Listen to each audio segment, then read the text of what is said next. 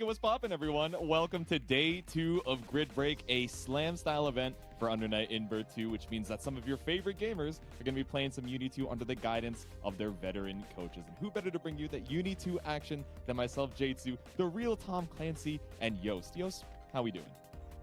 I'm doing great today. Honestly, we had such a really good performance yesterday from all the teams, but ultimately Team Mario ending up on top. They've been really pulling through the first round robin and just kind of impressing everybody, but that's not to say the other teams aren't any slouches.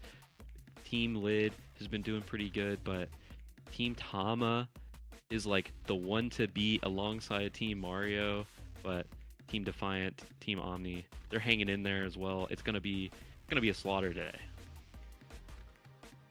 Gonna be no laughing matter, all right? And you can't spell slaughter without laughter, but some of these gamers, they're getting pretty into it, I will say. Like there's no holds barred. They're pulling out the cheap shit already. So for day 2, it's gonna get even better.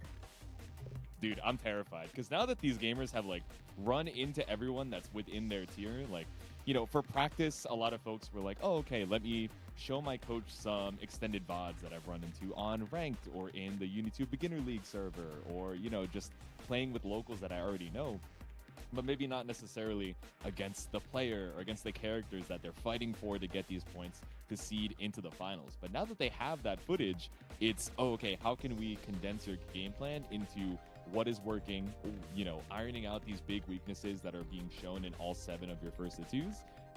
You know, so I'm excited to see how the game plans have leveled up in just, you know, technically under 24 hours, right? We ended yesterday around like 8 p.m. Eastern Standard Time. It's like 4 p.m. right now. And obviously these gamers got to sleep. I don't know how much they ended up sleeping, because I'm sure they're excited for round robin number 2. But I'm excited because I was warming up with the Asian earlier, and this dude hit me with 214C. He hit me with up back dive kick. I was like, nah, man, you actually might go 7-0 again. The agent is kind of ridiculous. I'm not gonna lie. That kid is dastardly. There's been a couple of 7-0s, but both of which have been Wagner's. Like I'm just noticing. Like we had the Wagner, like we had the Wagner, as stated before, with Yasian, and then we also had Team Mario's with Nil, and Nil is just absolutely just a menace, a force to be reckoned with. But there's been a lot of those overall as well, like looking through the score sheet as well from the first day. Like Proxy started off not that strong, going 0-4 and then winning the rest of his matches. Slime going 5-2, Barbar going 5-2, RDE 5-2, Cusco 5-2. It's 4 people within the first bottom tier that are going 5-2, so it's pretty even, all things considered, down there. And then, as stated before, in tier 3, you got Yasian all the way up, sitting atop his mountain, but Inferno Chim right there. Only person he lost to was to Yasian, and everyone else was just fighting for that second and third. But today things might change. Yeah, I think the point discrepancy will be very noticeable, not only because they've gotten some time to talk to their coaches, iron some stuff out, but because the points are worth more today than they were yesterday, right? So it's behooves you to recollect yourself and say, okay, where did I go wrong? What do I need help with? And then go from there and get some of those points back today. Yeah, exactly. And it was funny that as we were kind of making sure all the scores were all good and input correctly yesterday, Slime, as soon as the slam was over for round robin day 1, he was like, all right, guys, Grid Break day 1 is done. Who went 7-0? And they were like, thinking emoji, okay, who went 7-0? Who went 6-1? And he's like going down the list of like, okay, who do I need to try and take down in these points? Because not only are you thinking, okay, how can I get the most points for my team, but it's also like, how can I knock some of these other teams down a peg, right? So if I go over to our announcements channel, because I know we have our rankings of the teams that have pulled ahead so far. So at the top, right, Team Mario tore it up yesterday with 81 points. Team Tama, Omnideek, and Defiant following pretty closely behind with 72, 62, and 60 points respectively. Team Foxoff right behind that with 57 points. And then down in the back half, it's Team Redblade with 56. So 1 point behind Team Foxoff. Team Lid with 46, and Team Just Evan with 33 points. So you know, there is a big gap between first and eighth right now, 81 versus 33. But if you win your set, instead of 3 points, it's 5. And also, if you get a single game in your set and still lose, that's 2 points instead of 1. So, you know, the points multiplier means there's a lot of, there's a lot of volatility potentially in these current standings. And speaking of volatility, there's already some matches coming in with Ultima getting it 2-0 over Scrappy, Proxy beating Slime 2-1, and RDE getting it over Seabats. This is already like a bit of a change coming in from yesterday as well. So the tier 4s, things are already getting shaken up, so I'm really excited to see how things are going to go. All right. Yeah, these tier 4 gamers, they're like the grindiest of the grinders. I've seen them like every single day in the Discord chat and the Discord VC, playing games against each other, hopping on rank, getting a lot of games there, talking with people, asking a ton of questions.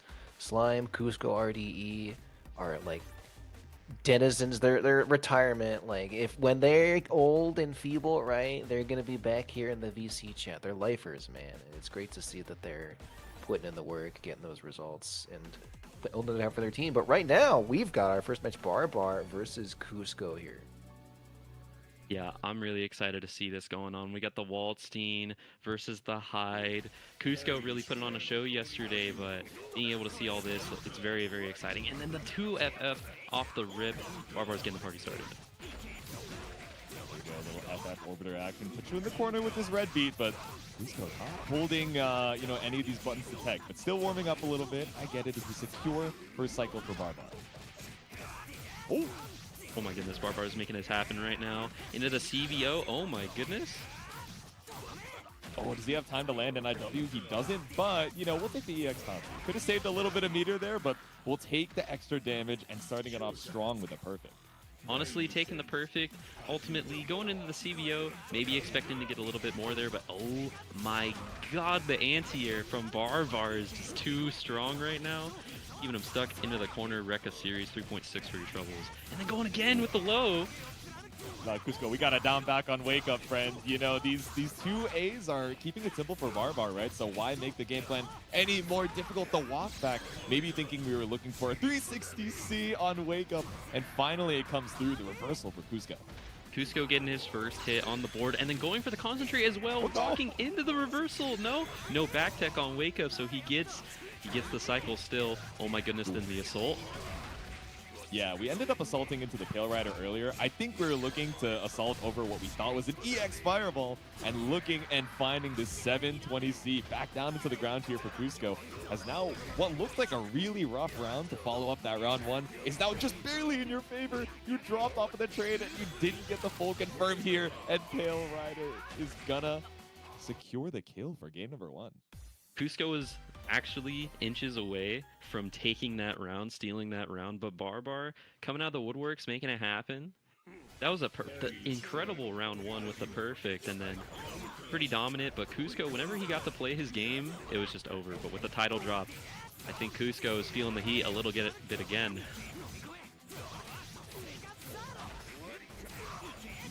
Action to put us back into the corner. I thought we were going to be spaced out to look for a jump on Cusco, but actually ended up doing run up 5C. So smart from Barbar to make sure that we're still keeping the pressure on. And again, this Pogo ending up on the other side with a cross up low puts you on set point with another perfect.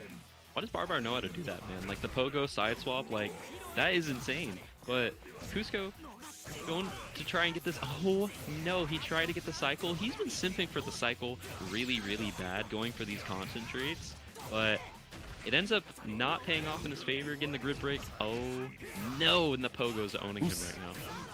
Yeah, we're looking for a lot of these upbacks in the block string, so even though we didn't get a full confirm off of that IC5C, I can see what Barbar is looking for. Cusco just feeling so uncomfy on the defense right now. So EX Pogo into IW, but CBO scaling means you still need one more hit to do it. What? It traded. No, it just beat him. Oh, this is honestly pretty scary if you're Barbar, because Cusco could just make it happen, but as I say that, the 6-6C running it up. Aren't you glad I am Hyde? Yeah, Barbar's going to take that 2-0. Hyde Keto. See, Tom, I thought it was called Palebringer too, because I confuse the horizontal Hyde reversal with like, oh, is it Pale Rider or Veil Rider or Veil Bringer? And then I pulled up the Mizumi because I always get it wrong. It's like how, you know when you plug in a USB and then you're like, oh, I got it wrong. Let me flip it over, and then you still And it don't was get right it. the You're first like, time. oh, Yeah. yeah, exactly. You just didn't Yeah. commit. No, I do that all the That's how time. I feel with 2 through 6 BC on Hyde. Yeah. But anyway, yeah, that's a 2-0, securing a clean 5 points for Barbar on that side of the team. Or actually, it's called Gap Ankle. I'm gonna get you gone, buddy. I'm gonna get you gone, bro. We're gonna get you, and we're gonna get you. Get you, and we're gonna put you in a nice safe location where no one can ever hurt you. All right, Yeah. that's what we're gonna do with you. Look forward to that. All right, up next though, I believe it is going to be on the scam. No, I'm sorry, I'm looking at the wrong It's thing. Zetaslow versus Fumiko. I'm so sorry. I'm so sorry. This Zetaslow kind of putting in some work in this stream, at least for what we've seen from them yesterday. But Fumiko, her phone on kind of crazy. Fumiko's kind of ridiculous. Like we said yesterday, she has a lot of experience coming from STCLR days, but she's kind of a world warrior now, playing in a little bit of all these other games, and we saw her last week at the Capcom Fighters SFL exhibition. So she's been owning so far, honestly. But Zetaslow is about to get the crack open on this case. Push him into the corner. Oh no. Oh, there we go. A little 6B check early on to the round. Just trying to get that data of like, okay, how comfy are you with standing up on this little overhead action? Okay, blocked out the A fireball, but still got caught up at the 660. So Zetaslow, no! If the 6B worked once, let's do it again. Let's keep doing it until it stops working. But then drop it. DP? We did drop the DP. Nah, Yo, CSGMO, bro. No, that's respect though. Sometimes you gotta check if they're gonna get hit by it. Like, you just gotta send it, full send it. But Fumi right now, trying to regain the control after that last round. Oh no. Oh no. Yeah, I wasn't sure. I thought I recognized this palette as Glacies, but getting confirmation in the chat. But speaking of confirming off the IC J6C, and as I say that, we drop the combo, so it's VO for Fumi to try and escape here. Clean pickup off the 4B. No! I gotta stop saying clean pickup now. Like, every time I say it, they drop. Whatever, man. I mean, the pickups are really good. It's just the finisher at this point. Exactly. Oh my goodness, Stable. in the frame kill. We get the assault in. We're cracking him open now. Zetaslow getting a little bit of an open up right now. Are they gonna get... Dude, they're just playing Ryu. They're just jumping over the fireballs, man. Yeah, I was gonna say, I like the fade away, like whip JB into fireball from Fumi. Just trying to put yourself at a spacing on knockdown that you don't have to worry about the DP, but now we gotta worry about being grid broken. Not only is it that extra damage, we VO, get that grid right back. And we got the pillar too, let's escape! I respect that pillar so much. Like, just going for that hard read in that situation to just get the pillar, but oh no! It's looking like Zetaslow is gonna take this first game off that jump in. And the heartbreaking thing is, like, both Fumi and Zeta got some pretty good openings, and like you're saying, right? They got the pickups, but it's like stabilizing the confirm into the rest of the BNB. That last interaction there was a matter of like 20, 30% HP. So that scramble could have been avoided, right? But again, it's the nerves of being on stream. You're fighting for your team to get some points, and Zeta once again opens up with the 2B. Yeah.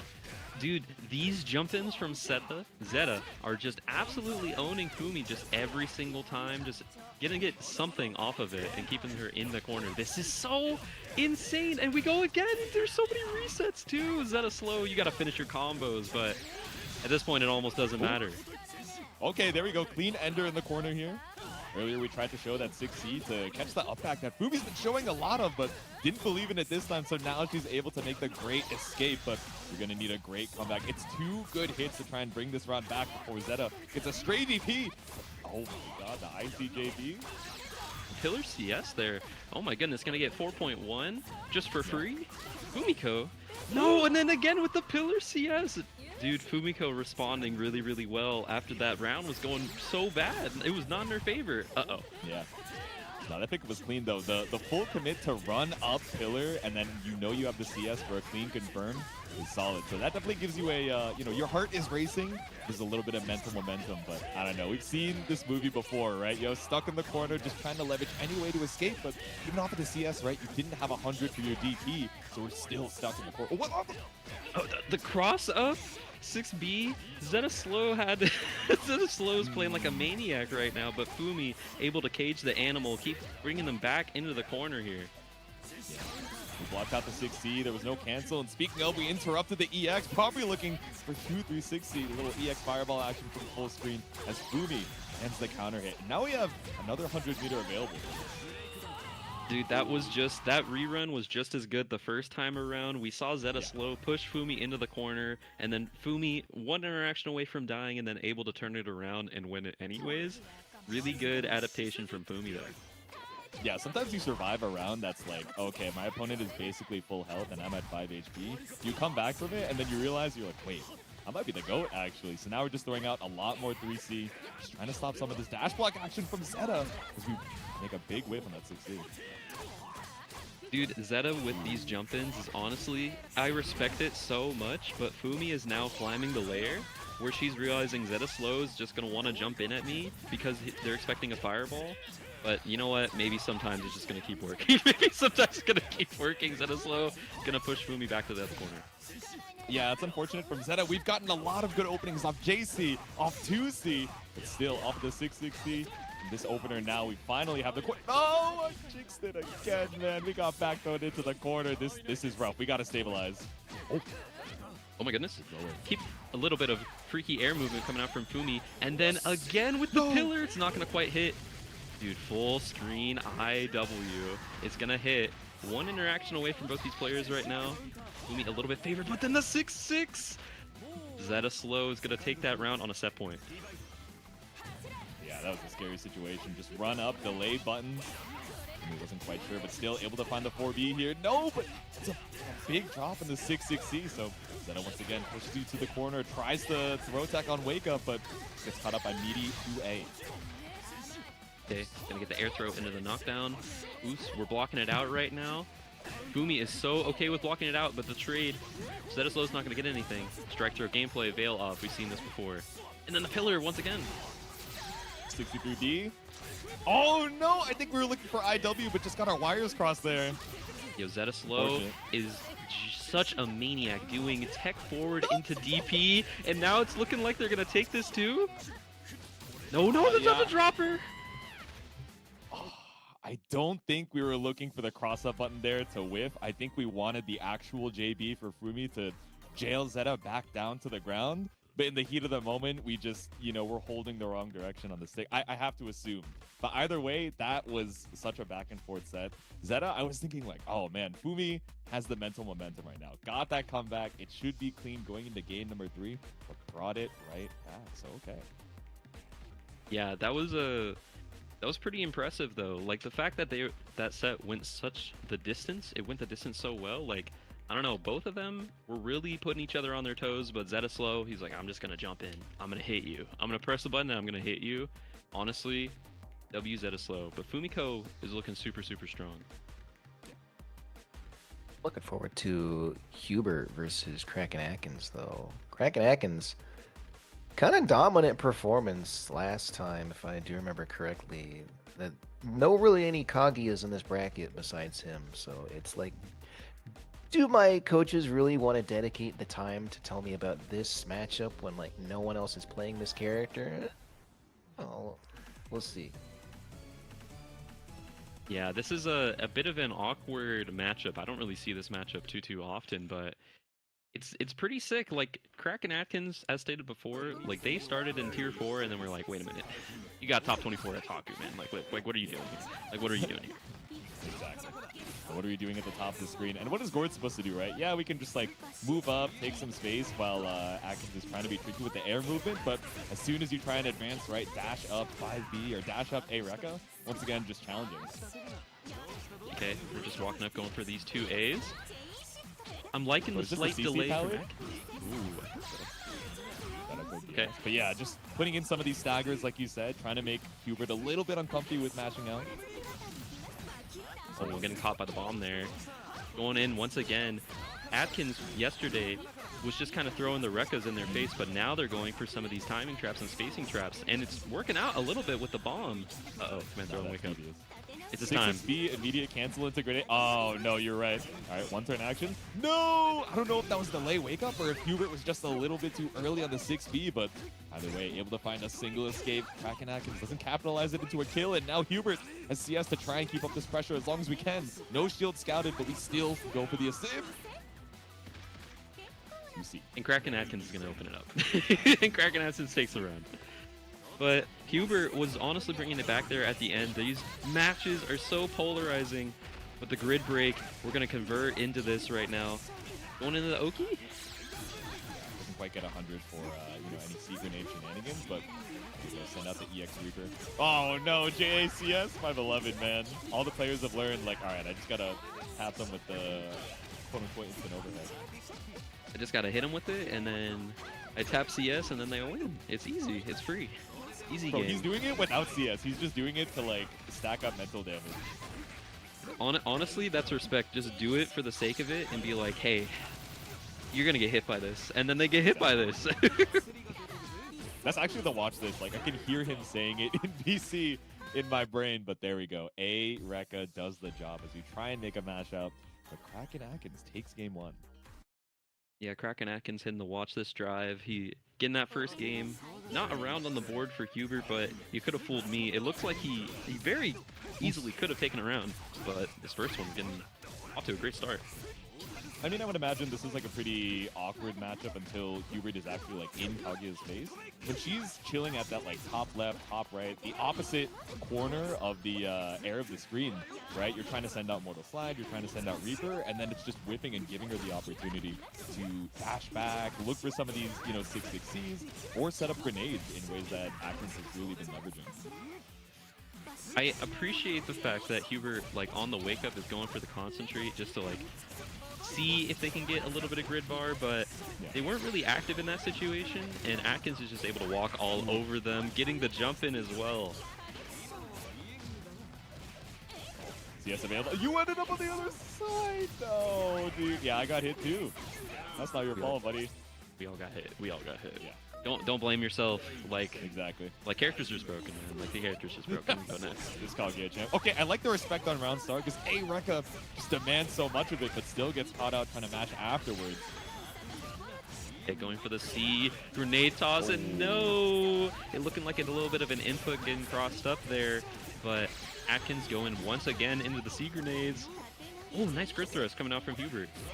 Yeah, I was wondering when we were going to see the guard thrust, right? So many of these situations where we just do not want to, have to hold these shenanigans, but there we go. Now we still got 100 meter available as well, so it's not a bad round for Hubert.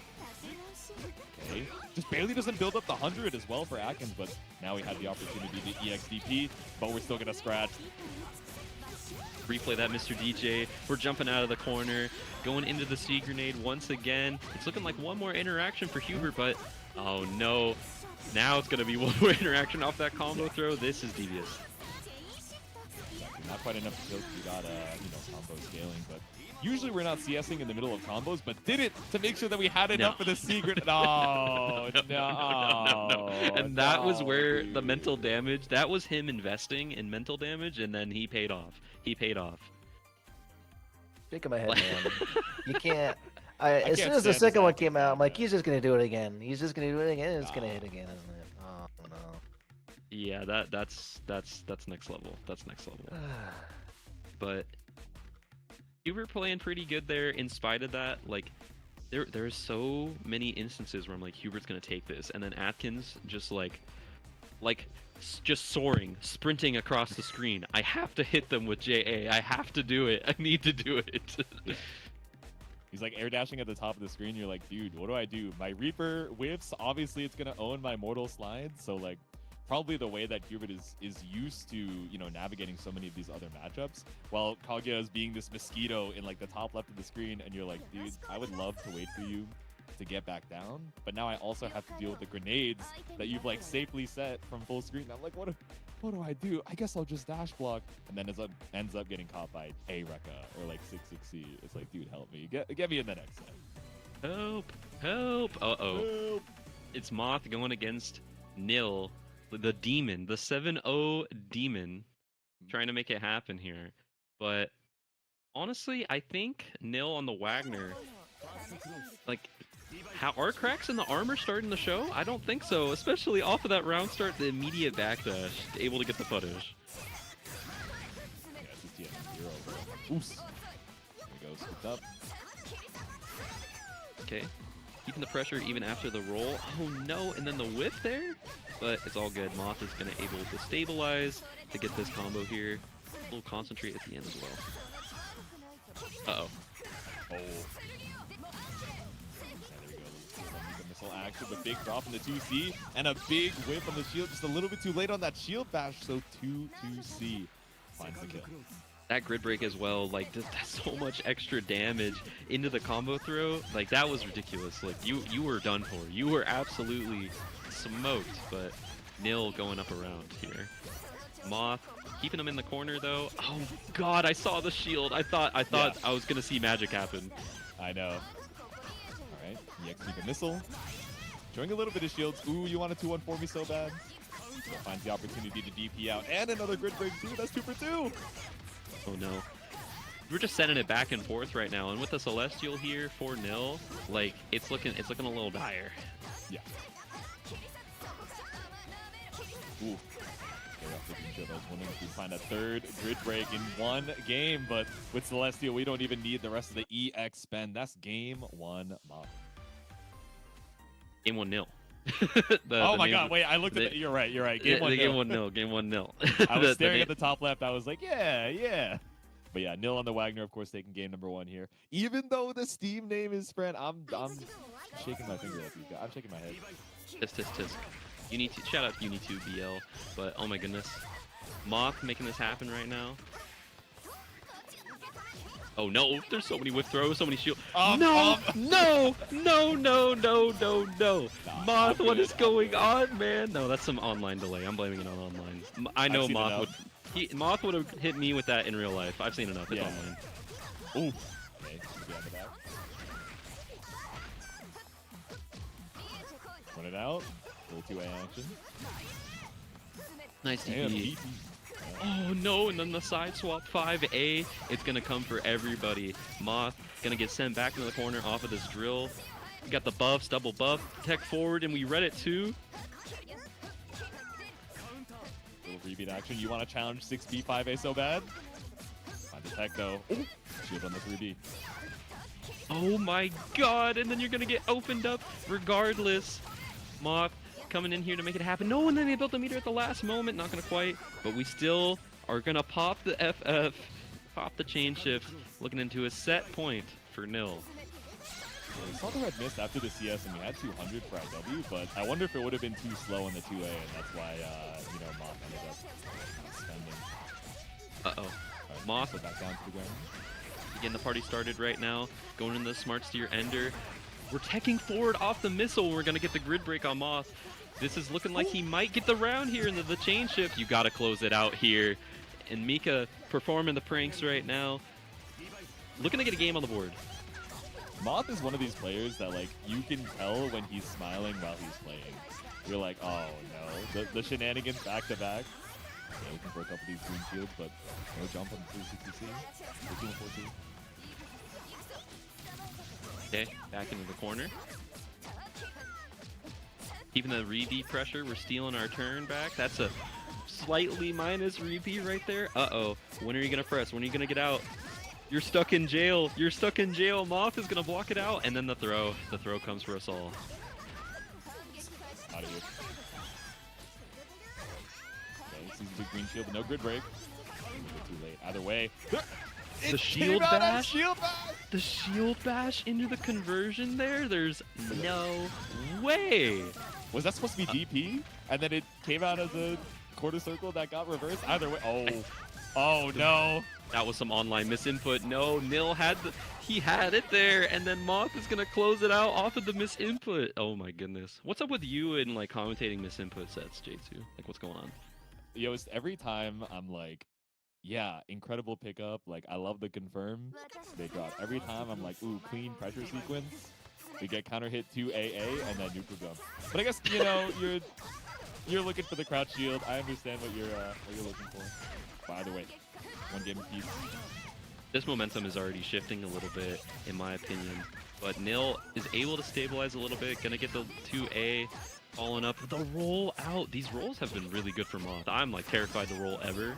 So the fact that Moth has made 2 of them work already? Mika has such a goofy roll animation. I don't know if you guys saw it. She does like a little pirouette out of the corner. Now we do must be back up against the wall. Oh, okay. Clean DP to catch out the Mika missile. Chain shift. Not gonna quite get anything off of it. Just gonna get hit with the 2A for the troubles. Going into the shield buff. We're getting the pickup anyways. Moth sending them back into the corner. We have 200 meter. Nah, just spend it. Yeah, don't be greedy. And it's the IWX too, just to make sure we get that little extra damage. Now Moth, post animation gonna be on set point. She is so goofy, man. Moth taking the lead for the first time in the set off of the miss input earlier, but Nil with the drill gonna try and make it happen here, sending Moth back into the corner. These 2As are a little deadly, and then the rebeat for the green shield, getting a little greedy here, Moth, but this is going to be so much damage off that grid break in Vorpal as well. This blows. One more interaction for Nil here. Yeah, I feel like we need a grid break counter, like just for this set in particular. I feel like we're already at like 5+. We got the double 2-2C just to make sure we confirm the kill. What a response from Nil. Gonna get that perfect off of that round, but Moth looking to make it happen here. Nice DP. And these veil-offs have been working so well for Moth as well. Got shield. Oh no. Just looking to get out another shield from Moth. And Nil slowing it down with the pressure there. And these rolls again from Moth. They're not gonna get beat at all by Nil. Just every single time full sending it, making it work.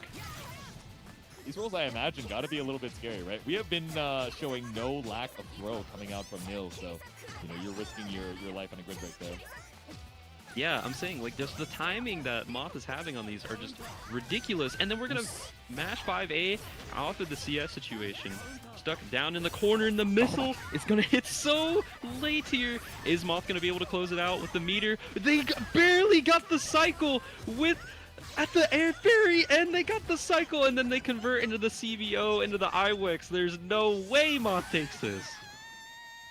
I can just imagine him, like the beads of sweat are dripping down his forehead. He's hitting ABC and praying for his life and staring at the timer. He's like, please, please, God, do not give Nil this opportunity to fight back with 200 meters to his name. But Moth fighting back here in this reverse sweep 2-1 to secure those 5 points for the team. And that is going to be Nil's first loss in the entire event. They went 7-0 yesterday, and Moth put in an end to the streak. They said, no more. It's Mika time. That was really, really strong coming out. He can bleed, which means that he can be defeated, and Moth definitely proved that in spades. They delayed that combo just enough to where they could get the CVO for the kill. Like, you saw the slight delay, I think it was on the force function dive. Yes. Just like, oh yeah, just enough time. It's just, yeah, like you said, slam an ABC. It's like, please, please, please, please, please, please. Dude, we got the on-block counters in the chat too. Tama's like, nah, this guy only blocked once. And Kao's like, no, you have to block to get thrown. And you got thrown like 4+ times. So that's like at least a handful of blocks. Okay. So true. Right, that's going to be Red Blade versus Mario's team, right? All finished up. What a nail-biter of a set. But up next, we've got Team Foxa versus Team Lid, I believe. Yes, that last set was a nail biter, but Foxa and Lid both had pretty respectable performances yesterday. Notably, the Proxy and Ultima Shadow, we weren't really able to see that, but Ultima Shadow was able to eke out a win versus Scrappy yesterday, and Proxy was like on a bad losing streak, but was able to come back and get some wins of their own. But Ultima has a little bit of a chip on their shoulder going into the set because of yesterday, but I'm pretty excited to see how things are going to shake out here, and especially climbing up the layers. Lucian versus Scam Likely, both of them play each other all the time in 2xKO. Prodigy versus BSG. BSG's been dominating their tier as well, but right now we're going to walk into that Proxy versus Ultima Shadow. This is this is definitely a matchup of all time. I'm just gonna say that right now.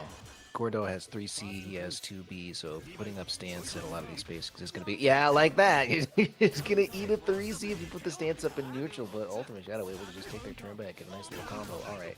Oh, he knows. He's hunting for that stance, man. Yeah, I don't know, but the DP out of the corner there.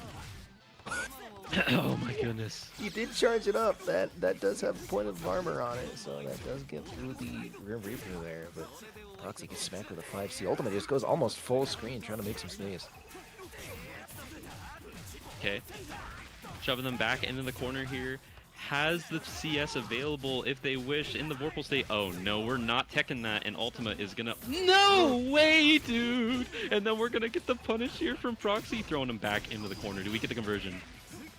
Red combo did not hold the tech out, and Ultima using the respect of the DP to frame trap into 2C after mashing into 2A. Gonna get that first round. Okay, just going for a walk-up 2A of their own here, Proxy. Oh, that is so plus 9,000. Make it happen. We got a little bit of a red beat invalid combo here, but it's okay. We're gonna take that 3.3. Oh my god, stole the corner with that. I did not expect that at all, but Ultima able to block it out. Doesn't block the overhead though. Okay, walking forward and a little bit of 2A action. Okay, looking a little confused right here, but we're gonna DP out. We're gonna DP out. It's all good. I was wondering when Ultima was gonna do that. Let's do 1-4C. Not enough to kill though, but is gonna bait out that DP. Proxy even score. Okay. It looks like anyone can really take this match here. Right now, the backdash round start from Proxy to beat out the 236C, and they're able to get a combo of their own here. I'm really smart coming out from him. Yeah, I like that they know what tools they want to use, and they're getting in the optimal range for them. Proxy, a little greedy, trying to use the meter to respect, but no, Ultima just mashing.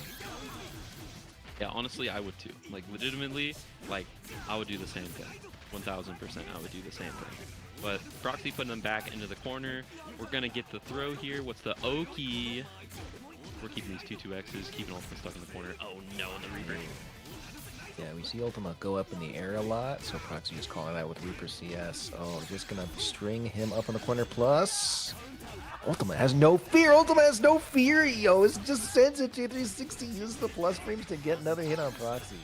No fear in his heart, but we're gonna do the wake up command throw. Proxy's gonna take the game one.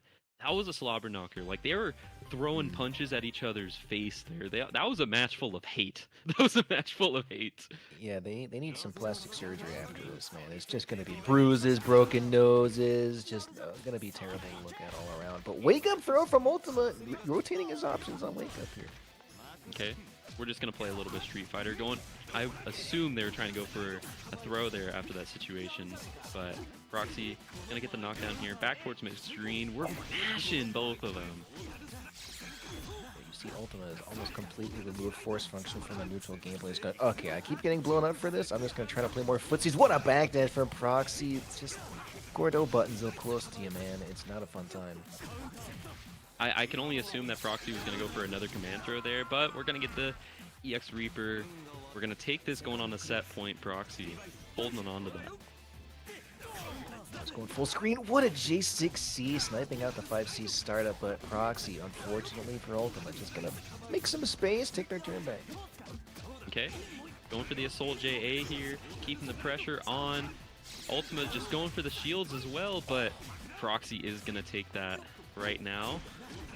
I think that might have been a 6-2-3C. Alright, there you go. Got it with the CS buffer. Good stuff. Gonna fight for this next cycle. Proxy's making a lot of space, and because of that, Ultima is gonna happily win the next one as well. Get some stray hits, but no full combo yet.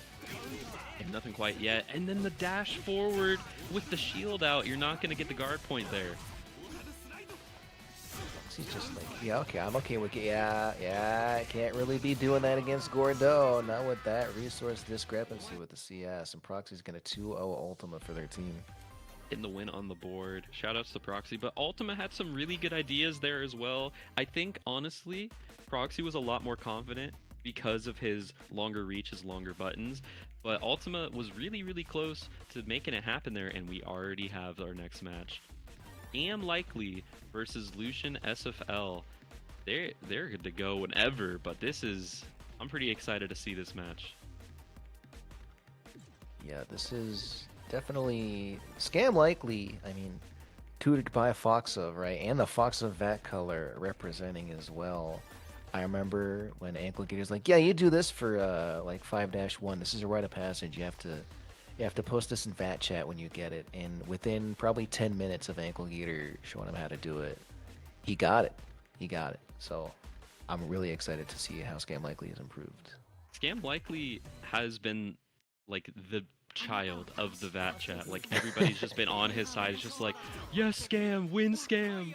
We need you to win. But both of these players right now, Lucian from Strive, Scam likely from Marvel. Let's see which of them beats out here. We know the Lucian is a big tour de force in 2xKO right now, but Scam likely, oh no, it's looking like he's getting thrown up. He's getting pieced up. Yeah, we're seeing yesterday too, these side players doing the more difficult throw combo, right? And then dropping it so their opponent gets to tech out of the corner. Not where you want to be against VAT. Okay. VAT push them down into the corner. Scam really likes...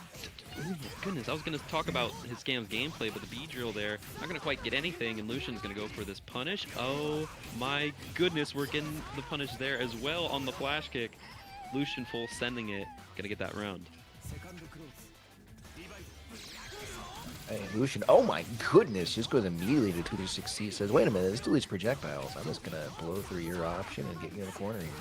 I will say that Lid, after coaching Lucian, Lid has been like, just throw C Fireball. Please just throw C Fireball. Like, I need you to do it. And Lucian just refused to do it until they played a first of 5 against me. But we're getting the assault in. Lucian could honestly close this right now. 6-6C. Are we going to see the CVO into the Pogo and then the IW? No! But it's okay. We close it out anyways with the perfect. Stole the corner. Alright. Yeah, Scam likely kind of got downloaded by Lucian there. I'm not gonna lie. Lucian just delayed enough for Scam likely to whiff a throw when he was already assaulting over it and punishing for a lot of damage in the corner. So Scam gotta mix it up a little bit. Yeah.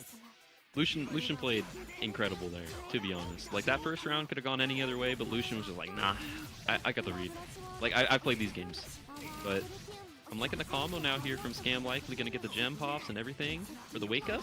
Yeah, just a bait option, but Lucian not biting immediately takes that throw and just goes in for a throw of his own. Oh no, too much flash kick, not enough down back, and Lucian is gonna get a great punish combo here. Okay, we're jumping out off of the throw there.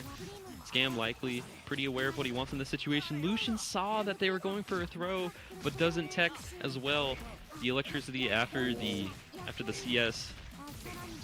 Scam likely's turn. Alright. It's an IW here.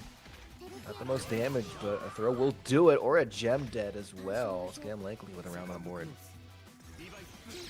Scam likely able to take it after, honestly, that like, horrific game in the previous match. Like, I don't know. It was really, really good adaptation from Scam likely to keep that composure. Gets out of the corner. Lucian attacking all of these throws. It's insane.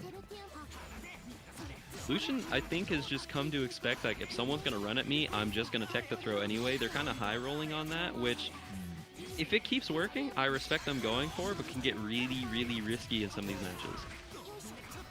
Scam likely with the frustration station on deck here. Lucian kind of playing a lot more patiently, right? Doesn't like to clip any lasers or fireballs. Yeah, Lucian plays Drive like they've never had to deal with a Guile before, so like them having the dash block, like this is new for them, or not even dash block, just deal with this type of zoning. They're just like, what do I do? What do I do? I don't know what to do here. They're getting pieced up right now, going the smart surrender. Scam likely, oh, careful. Oh my goodness, the G2C whip. Scam likely just going for a throw and a laser from full screen. Gonna get game on the board for Scam likely. I can only imagine Foxov was in Scam's ear, like, they don't know how to deal with laser. You should just shoot laser at them. I can only imagine. But going into this final game here, the 2FF, Lucian gonna try and make it happen right now. But, oh wow, the fully charged on the 2FF. Do it again. Full send it again. Yeah. This is what's rough about this matchup and this version is 2FF such a dominant neutral tool for Hyde this version. Scam likely though, fighting their way out of the corner and throwing Lucian into it, getting countered hit by the 2FF though. Dude, Lid was in Lucian's ear like, all right, you're getting zoned out right now. I need you to 2FF. I need you to 2FF. And look at that. It's just so good. It's so dominant like you were talking about. There's so much hit stun, but no, Scam Likely, despite everything, still has a life lead and has fought their way back mid-screen again. Pillbringer just barely connects for Lucian. That was almost disastrous. I see J2 going scam singing payphone like, I'm at a payphone. And like Lucian's like, no, I need help. And Scam's gonna take the round. Going on the set point. Lucian at a meter discrepancy as well. Scam Likely just giving up on the flash kick, saying, no, I just need to block these assault J2Cs. I'm getting hit by a lot of them. Barely misses on the Pillbringer. You gotta be careful with that spacing. Scam Likely already adapting. Okay, we're getting the blocks here from Lucian with the TRM getting thrown all the way to the corner. It's disco time. It's party time. He's really like Scam is actually singing payphone right now. Oh no! And then the drill overhead. This is looking ugly for Lucian right now. Okay, just sends a DP, snipes the up back. 5A, yeah, that's flash kick time. All right, Scam, you got 2 throws to go at most. Oh, the green shield gets a grid break from Lucian. This is great momentum for him now. Flash kick charge eliminated. Yeah, Lucian, they're really keeping the pressure on, pushing them from corner to corner. Scam Likely not gonna get caught by that 6-6C, but we're getting thrown back into the corner, and no block on Wake Up. The ball is gonna take it. Scam Likely with the 2-1. You know what happens? And this happens to everyone at least once in their uni playing career, probably 10 times at least. He tried to get CS, but the cycle just barely ticked over to Scam Likely before he could actually use it. So he got Concentrate instead and died. Just got a ball to the face. Sometimes it just happens. Sometimes you just get hit and you die. Like, you're just like, what do I do? I don't know what to do, man. All I know is Echo Yasuo. I don't know what to do. Dude, you see Wake Up Concentrate, and then you look down at the cycle. You see there's like a tiny sliver, and then you just grimace. You're like, oh no, dude. Like I've been there. But Scam Likely looking pretty strong, right? You know, struggled a little bit yesterday in round robin number 1, but I think, you know, from what we've just seen, has truly learned to embody the rage bait playstyle. I agree entirely. But speaking of rage bait, we got some more on the screen right now. We got the Ogre versus the Mika, Blue Sky Guy BSG versus Prodigy. And Prodigy was playing like a champion. They were able to move up from tier 3 up to tier 2. The Blue Sky Guy, one of the best to do it in Grand Blue right now. And he's putting on a clinic here in Grid Break. Go Fear impressing that 5A. All right, bomb has been planted. Yeah, bomb has been Prodigy, planted. how much? Oh no! So Counter-terrorist close, win in that scenario. Nice. It's so this is so weird. This is so freaky. Yeah, And then this the is green this shield? is oh my God, so much block stun actually. Prodigy able to easily tech that. Goes low. That's the most rage-inducing move this character has, and she has a lot of them. Okay, Prodigy keeping the pressure in the corner right now. But Blue Sky Guy, he's gonna CS out. He's gonna make it happen. Put the bomb on your chest. They're planning a B this time. We're going the other way. Yeah, bomb is still applied. And Blue Sky Guy just waiting and punishes the backdash with the 6-6B. Great awareness of Prodigy's response there. Blue Sky Guy gonna burn everything for IW. Run through away. Okay, and then we're getting thrown on Wake Up the punish there. Prodigy pushing him back into the corner. Nice combo here as well. I was expecting a DP here from Blue Sky Guy, but Prodigy, nice shield from BSG. He is gonna take that first round. I'm liking this. Prodigy definitely aware of Blue Sky Guy's defensive options. That 2A went so far, man. Come on. Dude, that was so funny because of the Mika missile, he went forward and then back into the loving embrace of the 2A. And when you blocked the invisible mix-up, Prodigy's defense is nutty. Never mind. Well, the green shield, he's getting smoked. Yeah, Mika has no meterless reversal option, so I'm not sure what Prodigy was going for on Wake Up. Blue Sky Guy has gonna meaty every time there, but has a ton of resources as well. Yeah, it's the corner steal. We love to see it, folks. Prodigy fighting back here. Oh no! I like the awareness from BSG, seeing that they're going for a normal on Wake Up and getting the CDP there. Oh my goodness! What a war right there as well, going through the fireball. Yeah, rarely seen 2-2C is a very strong anti-projectile option from Mika in this version. Prodigy getting a little bit of a grid cycle here as well. Oh, the whiff punish from BSG's too good though. PSG playing like it's LCQ, honestly. Like, honestly, dude, you got. I'll see you in Korea, man. I'll see you there, man. If not for Granblue, then for Undernight. Look, if there are no fairies in the bracket, I'm all in on BSG, all right? And there's no fairy in this game that he's fighting against, so. I'm saying, BSG might be the one. But we're getting the mashing there from Prodigy. We're gonna get the pickup here as well. He's playing really strong right now. Yeah, 3B not shielded, so BSG's gonna have to respect. Prodigy, not a punish, just not quite ready for the situation from BSG there. Gonna put a bomb on him. Yeah, just send a DP, man. Whatever. Oh my goodness gracious! The 616 touched around the fireball completely. Gets a whip punish. Prodigy gonna fire back here. Okay. Oh no. We're making it happen right now. Prodigy gonna try and go for the gold throw here, but we're getting crushed. Okay. PSG putting the bomb back on the chest. We're in the middle of the screen. We're on C site right now. In the green shield, we're gonna get blown up. BSG has plenty of meter to burn here. Congrats going to IW. Is this gonna kill? Yes, it will. 1 round away for BSG. Okay, moving it forward. Team Foxov looking to get some more points on the board, and the full screen grab. Prodigy is gonna push him all the way into the corner. No, the Droppenheimer hit movie, man. What's going on? Prodigy was so close. BSG stealing that corner for his own. You know BSG wants to get this overhead rock and no, oh, that was actually so smart, but the grid break, no way. BSG running away with it. That was secretly genius right there. Prodigy, nice tech right there. The bomb's about to blow up. Oh man, BSG is gonna look to take this. Another IW. Really, really good set coming out. You can tell Prodigy is trying to time maneuvers around the bomb detonation, but he hasn't internalized the timing quite yet to the point where he can do it correctly. I think the 2-2C was a great idea, but just a little early, and I think it kind of snowballed from there, unfortunately.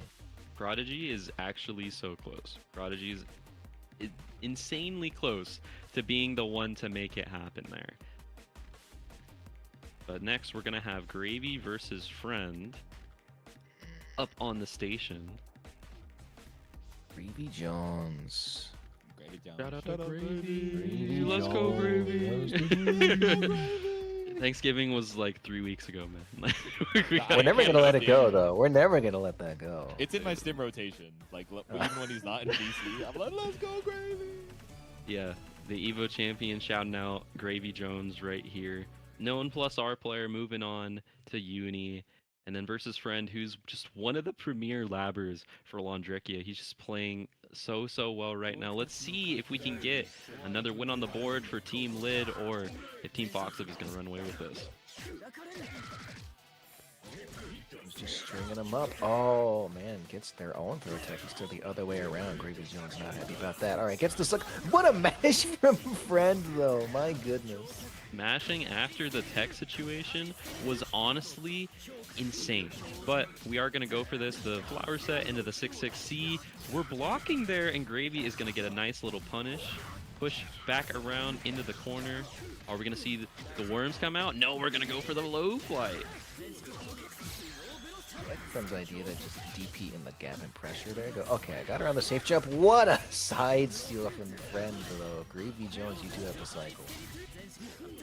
Okay, a little bit of a... I was going to say it's a weird setup coming out from Friend here, but Gravy does not care. He's going to get the push out, back all the way to the other corner. We're going to see the worms come out. Yep, we're going to see one.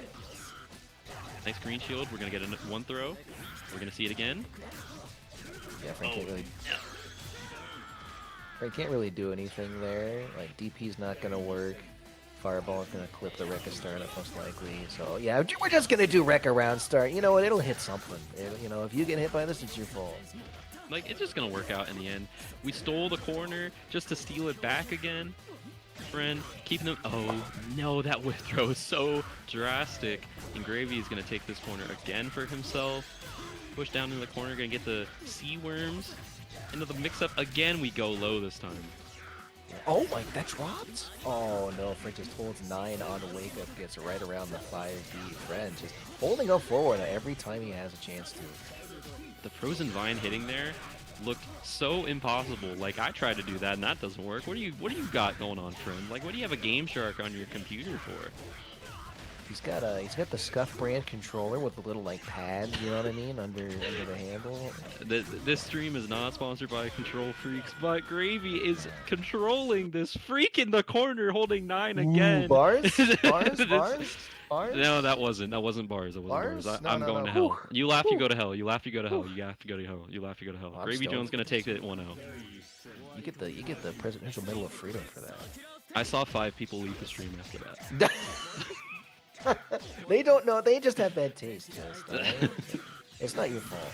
It's my fault. Like, Oh, oh, it's his fault. He got hit by the grid break there. We're caught shielding. They're just giving up their turn ever so slightly before taking it back with the CS. And like, Gravy Jones tries to reset with a 5C, but no, C Fireball is gonna eat that right up. Okay.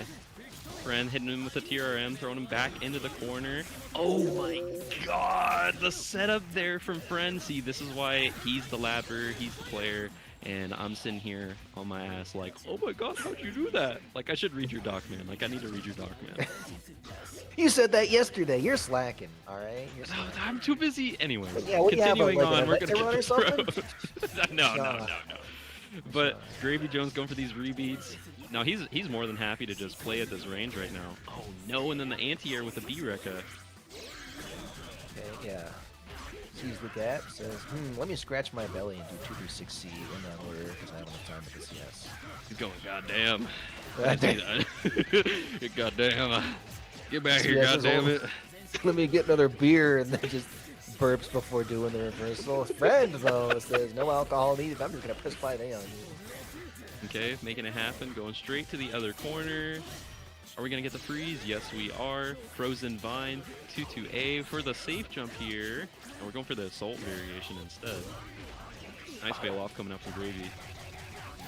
Just long enough. That was a 50-50, honestly. I didn't think that was going to hit. Probably Friend didn't either. Oh, has enough meter to maybe spin for warm, but not going to do it. Gravy Jones just eats a force function from Friend. Really good CS coming out from Friend right here. It is looking like they're going to close out the game into the Smart Seer Ender into the IWEX. Gravy Jones smashing the low poke there and just low crushed completely. Well, 1-1 now.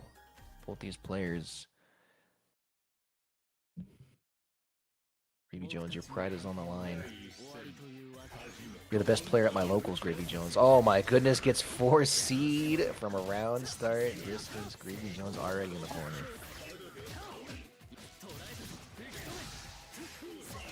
I don't know. Oh, Friend's just pressing 5A on him. Oh, another 5A Whisper. Gravy not confident in the punish here. Gets the cycle just barely though. Okay. Oh no, the J3B pushing you back into the corner here. Boom, boom, boom. Once again, we keep making it happen. Oh no, and then the 6B trying to go for some OK situation, but Gravy is blocking it all. But the TRM to come for you. This is so dire.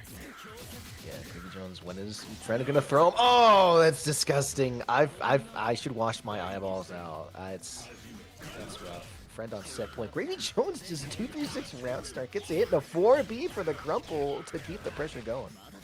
That was so cheap at the end there. We had the flower push him out the corner so they can get the side swap there. It was crazy, but Gravy is making such a great response with this round. Working on a perfect right now. Never mind, got the CS. I don't know if that's what he wanted or not, but yeah, that is going to cost Gravy everything. His corner positioning, a significant chunk of his life, and this setup from Friend. Just throws them. You know what? Whatever. Icicles aren't real. Just throws them. Oh goddamn! I'm gonna go for the throw, strike throw one more time. Like, oh my goodness, we do it again. I was about to say. Oh, the 3C so sick with it. Gravy Jones, with the plus R fundamentals, the throw on wake up. Dude, Gravy Jones gonna get the assault in, pushing them back into the corner again. Winning these first couple interactions have gone so good for Gravy. Uh-oh. No, and then you're trying to roll out, you're gonna get grid broken. That was 3K off the throw. Why does Merkava get that? But you're stuck here. You're stuck in hell. Are you? No, there's not enough time to farm 200, but Gravy Jones is in his element here. You have one more guess. And you're dead. Gravy with a perfect. My good. Don't count Big Brap out ever, all right? I've been saying this, just in private. You know, after Gravy like had his breakout role on Smiling Friends, like being the guy going goddamn on the bus, like, you know, I'm really happy for him to like really come out and show his stuff on the Merkava. Do you know this guy booted up replay mode for the first time yesterday? Like, he got the achievement for looking at replays. That doesn't surprise me. That doesn't surprise me at all. Yeah. Yeah, no, I can confirm. Yeah, yesterday, Big Brap achieved Study Buddy, playback replay data. You were not lying about that. That is insane to me. How does he do it? How does he do it? He's just so impressive. It's so He's the best impressive. to ever do it. He's like vaping, and then he accidentally like misinputs the code to go to replays. He's like, oh my god, I can take over my replays, dude. He's like, whoa, I can lab that? Dude, Who's that's this Big sick. Brap guy, huh? All these games. Why do I have all his games on this screen here? What's going on? But up next, we are going to have Team Tama versus Team OmniDeeg. Tama, second place in the standings, but OmniDeeg has some serious threats on their side. With this first match, we got Seabats versus Scrappy Sensei. Seabats having a really good performance yesterday. Scrappy, not as much, but I have seen miracles happen. We had Nil's record broken, so I can only assume that Scrappy is going to come up and get their first win today. I can only hope. I believe. I mean, it's a Mika player, right? We already saw Moth just make the impossible possible earlier, right? Like, it's just a run back. It's all business as usual for Scrappy Sensei. It's gonna happen on the I believe. scorecard right now. I can't. So the way that Team Lid and Team Foxoff ended up taking like sets and games, they both got 12 points from that. They ended up dead even. So I actually wonder how many other of the reported sets ended up kind of having the same outlook. I mean, a bunch of them are in progress right now. So if you guys want to check in on any of those ongoing matches, or of course the off-stream matches as well, there are a bunch of POVs from the rest of the teams if you head into the uni category on Twitch. And if you guys want to check out the score sheet, it is the pinned message in the Twitch chat. So you can keep up with your favorite new or old uni players. So right now we're a little bit ahead of schedule, but we are going to wait for our next match to load in.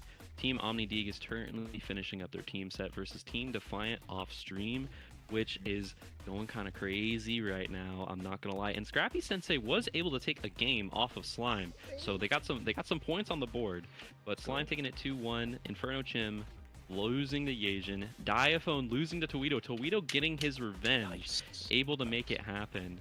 But right now we have Corey versus the Texas Hammer. So as soon as they're wrapped up, we'll having Team OmniDeeg on stream over here. But it's been pretty good so far with some of these matches. Let me see what else is going on off stream. So RDE, Team Just Evan versus Team Tama. RDE taking it over Seabats. Lennox over Dink. Random Rock losing out to Zippy 2-0, and Cherio losing to Ori 2-0. Again, they're both going to walk away with 10 points apiece, looking pretty great. And then we also have Team Defiant versus Lid. We saw a little bit earlier, Proxy was able to take it 2-1 over Slime. So Proxy's having a great day today. Inferno Chim 2-1 over Lucian. Diaphone 2-1 over Prodigy. And Gravy beating Corey outright with the 2-0. It's the same story as yesterday too. Something about this Gravy Jones guy. Corey and Gravy, I feel like they play against each other, so it's like they kind of know what's going on with the both of them. But a lot of those results, Diaphone adjusting well, RDE putting in some good work, Prodigy having a great day, like you said. It's exciting to see everyone kind of come to grips with the game and to really see what's going on, kind of understand the systems. Oh, 100%. And what else is going on off stream? I see Foxa versus OmniDeeg happened earlier as well. Ultima taking it over Scrappy. So same story as yesterday. Yasian taking it over Scam. ESG over Toledo. And then Texas Hammer 2-0 over Friend. Wow. The Bond Mirror? That's crazy. In the That's lawn kind of mirror. crazy. Wait, and the Ogre Mirror on BSG and Toledo too. So I feel like I want to go and find one of those stream POVs and see how that actually ended up shaking out. Yeah.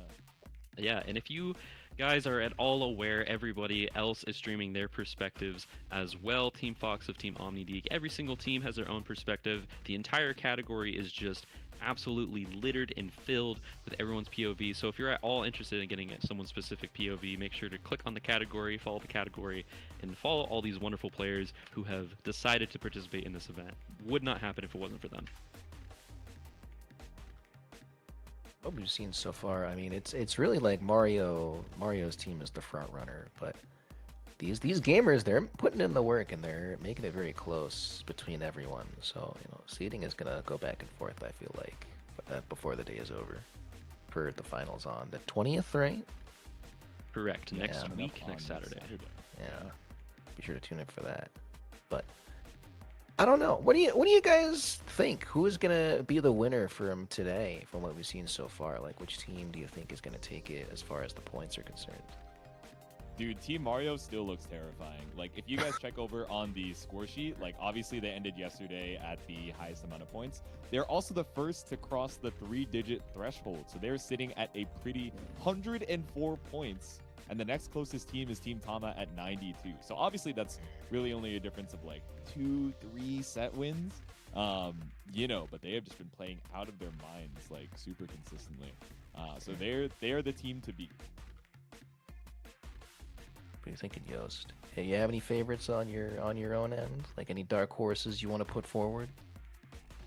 I can't have a favorite right now. I can't have a favorite. Oh, His favorite is whatever alright. team has Yasian. That guy's too good. I'll answer He's- for he's Yost. like, I can't I'll have answer TNS for bias. I can't do it. I can't have TNS Yes, you can. You had it bias. yesterday. Just fall on your sword. You know Fall what? on your I'm- sword. You know what? He's That's it.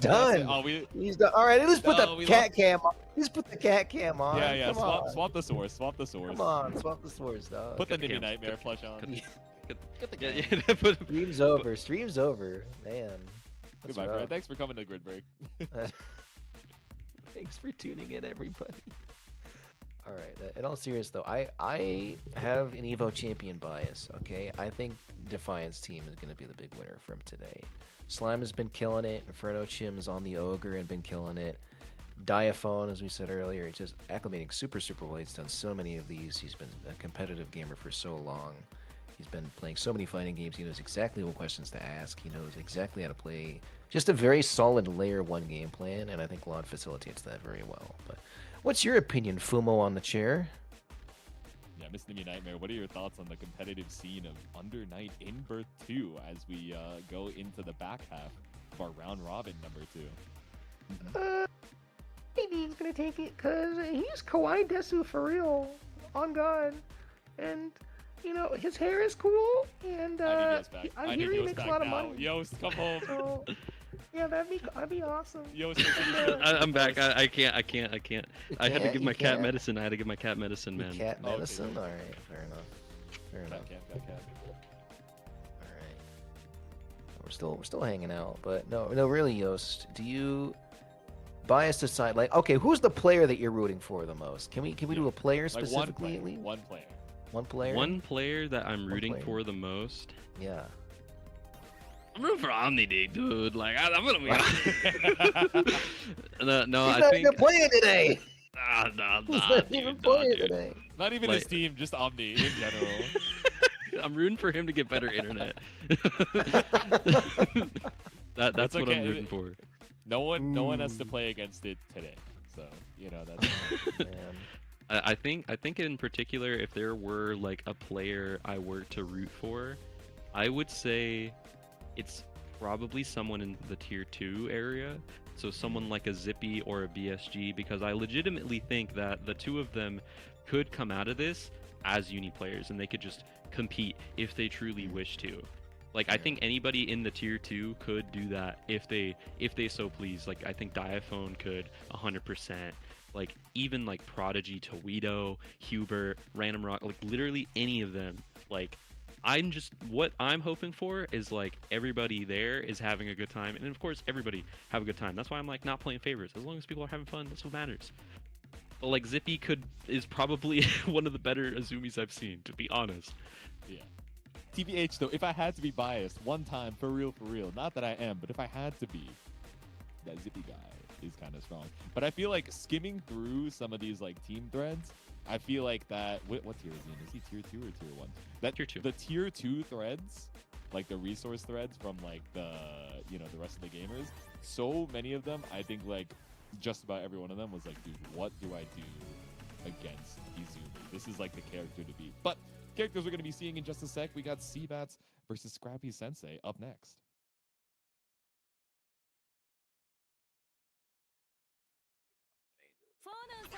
So Seabats here.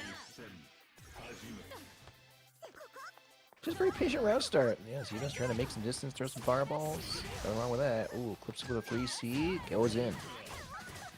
Oh, there you go, 6-6B, a little fireball action. Get your plus ones, tries to match out, but Scrappy Sensei brought back to the corner once more. Seabats just playing super respectfully, just giving a ton of space up to Scrappy Sensei. And Scrappy just running into all these 3Cs. Seabats kind of has the rhythm down. C confirmed, but you got most of the way there, and you still push Scrappy to the corner. That's close enough. Oh, okay. Caught you with the Mika missile behind the back. No, tech at the goal throw. Scrappy. Oh, yeah, it says, okay, you don't know how to deal with this? All right, let me just keep on doing it. Might as well great awareness from Scrappy. Oh, my goodness! 2-4C, my beloved. Run up tornado. Jump again. He did not jump again. Oh, God. Seabats smashes out. This is your time to shine. Respects to CS. Super respectful of Scrappy. Just letting him come to him playing very reactive. And you have so much meter, but how are you going to leverage it to get in from the other side? Okay, apparently it's full screen. EX Mika missile. 3 ways forward, and then for the down forward. We pull up for another scoop for the suplex straight into the bait. Seabats is getting a lot of these good conversions, but not really leveraging that in anything too meaningful. Scrappy's just able to keep on trying over and over again to get in. Walk it out. Okay, I like the fadeaway fireball. Catches a delayed mash here. Scrappy. Oh, no fear from Seabats says, yeah, you can see us. I'm still mashing, but the 5BB from Scrappy deletes everything, including projectiles here. Another meaty from Scrappy. Go 2A, just trying to keep Seabats honest here, but I don't know if I agree with spinning the IW with the scaling, but you know what? Sometimes you just want to cash out. The meter's burning a hole in your pocket. You might as well. Scrappy spacing is so good, but doesn't confirm the combo all the way. Seabats gets another chance here. Yep. Ooh. Oh, no. That'll drop 200 meter here for Seabats. A little extra damage, especially with the Vorpal as well. Fadeaway fireball. Now we're running in. Seabats has so many pressure resets here. Scrappy's gonna have to be super careful. Gets a hit, but no full combo. No, the meaty mistimed. Seabats gets smashed out on. That is a heartbreaker, right? No, but you sent it with the DP. You knew it would have been lethal, but Scrappy just one step ahead to bait the reversal. That's game number 1. But both of these rounds already going down to the wire. Scrappy's doing a good job of just not panicking too much, right? A lot of players at this tier, they're just like doing DPs, they're doing VOs, they're mashing everything on wake up. Scrappy's like, no, I'm just gonna chill. I'm just gonna chill. All slow and steady. Exactly. It's kind of this burst movement, right? We're dash blocking, or even just waiting full screen for like 5-10 seconds at a time, and then we bust in with Tornado or Mika Missile. But alright, Seabats able to get a little bit of damage on Scrappy here. Scary on the fireball, but the missile just barely doesn't reach. You can see Scrappy has an idea like, okay, I should shield these fireballs? Alright, let me try and shield something. But because of that, Seabats is able to just do whatever he wants, runs all the way, but gets a throw tag. Yeah.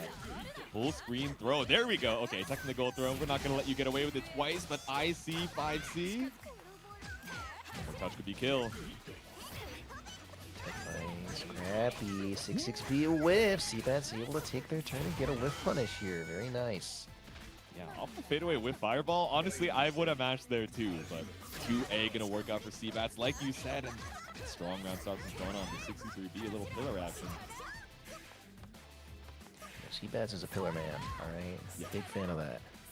3C gets hopped over, but Scrappy not quite ready to take the initiative. He's just like, needs to do the follow-up step, right? Okay, something whiffs, what do I do after that? Oh my goodness, the crossover. Got the hit, but didn't believe in it. But now with the counter hit starter, Scrappy goes back over to the mid-screen.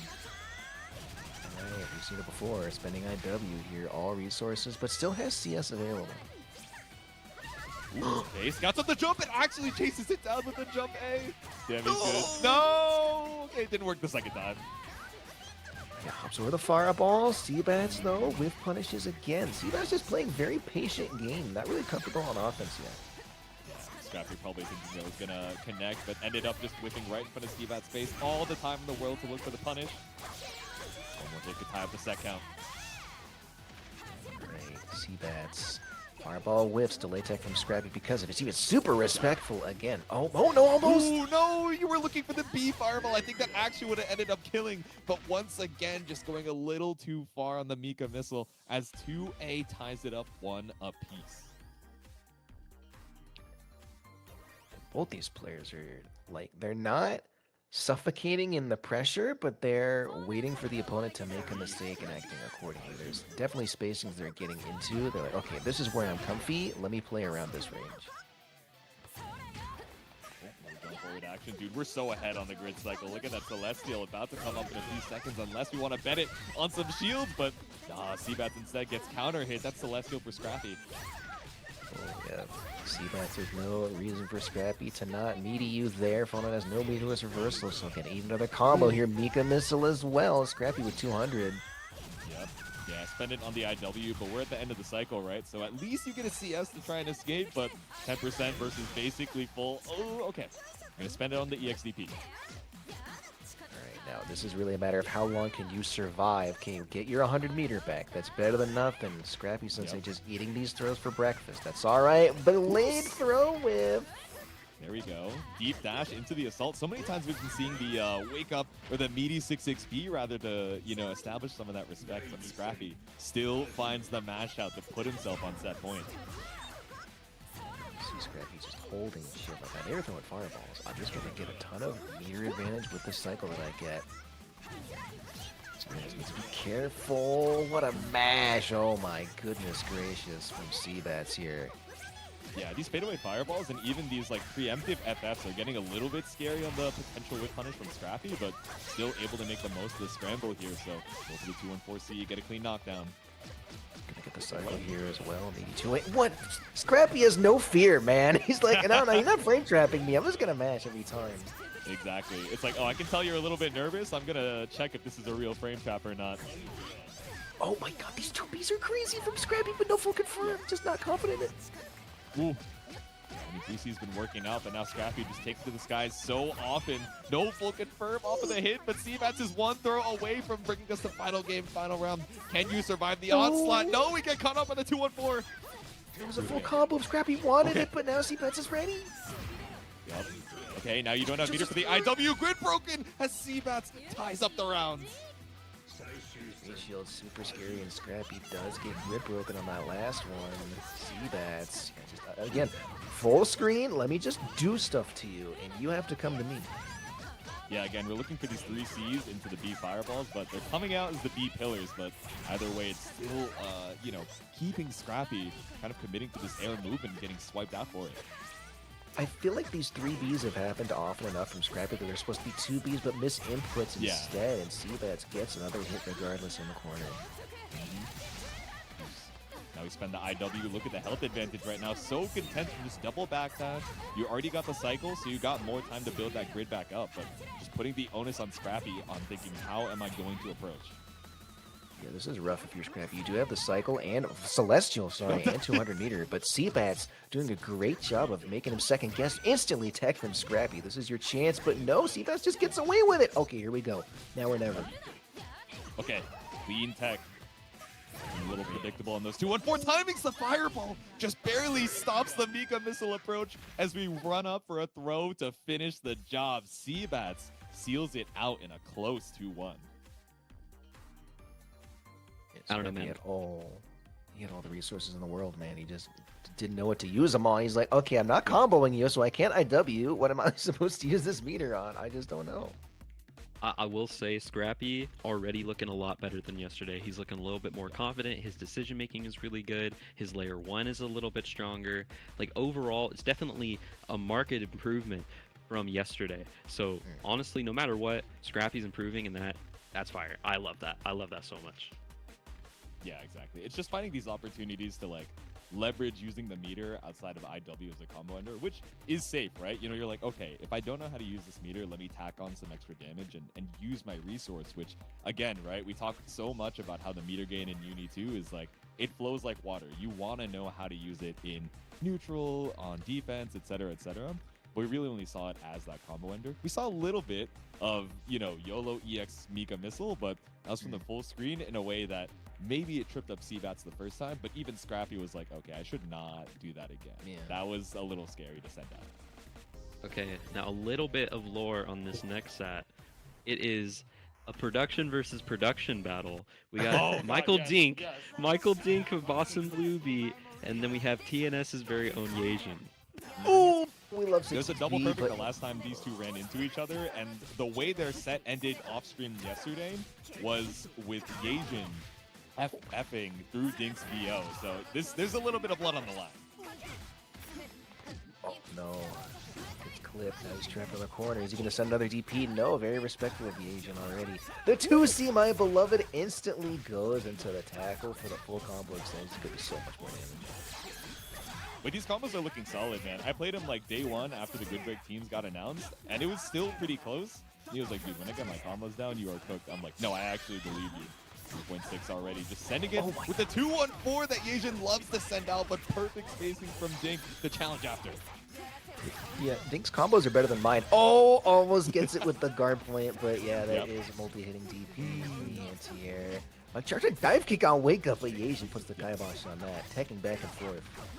Dude, Yasian loves dive kick and he loves EX shield bash. Like I was playing him earlier and these were, you know, two of the moves that were giving me so much trouble, but interrupts the approach with that drill.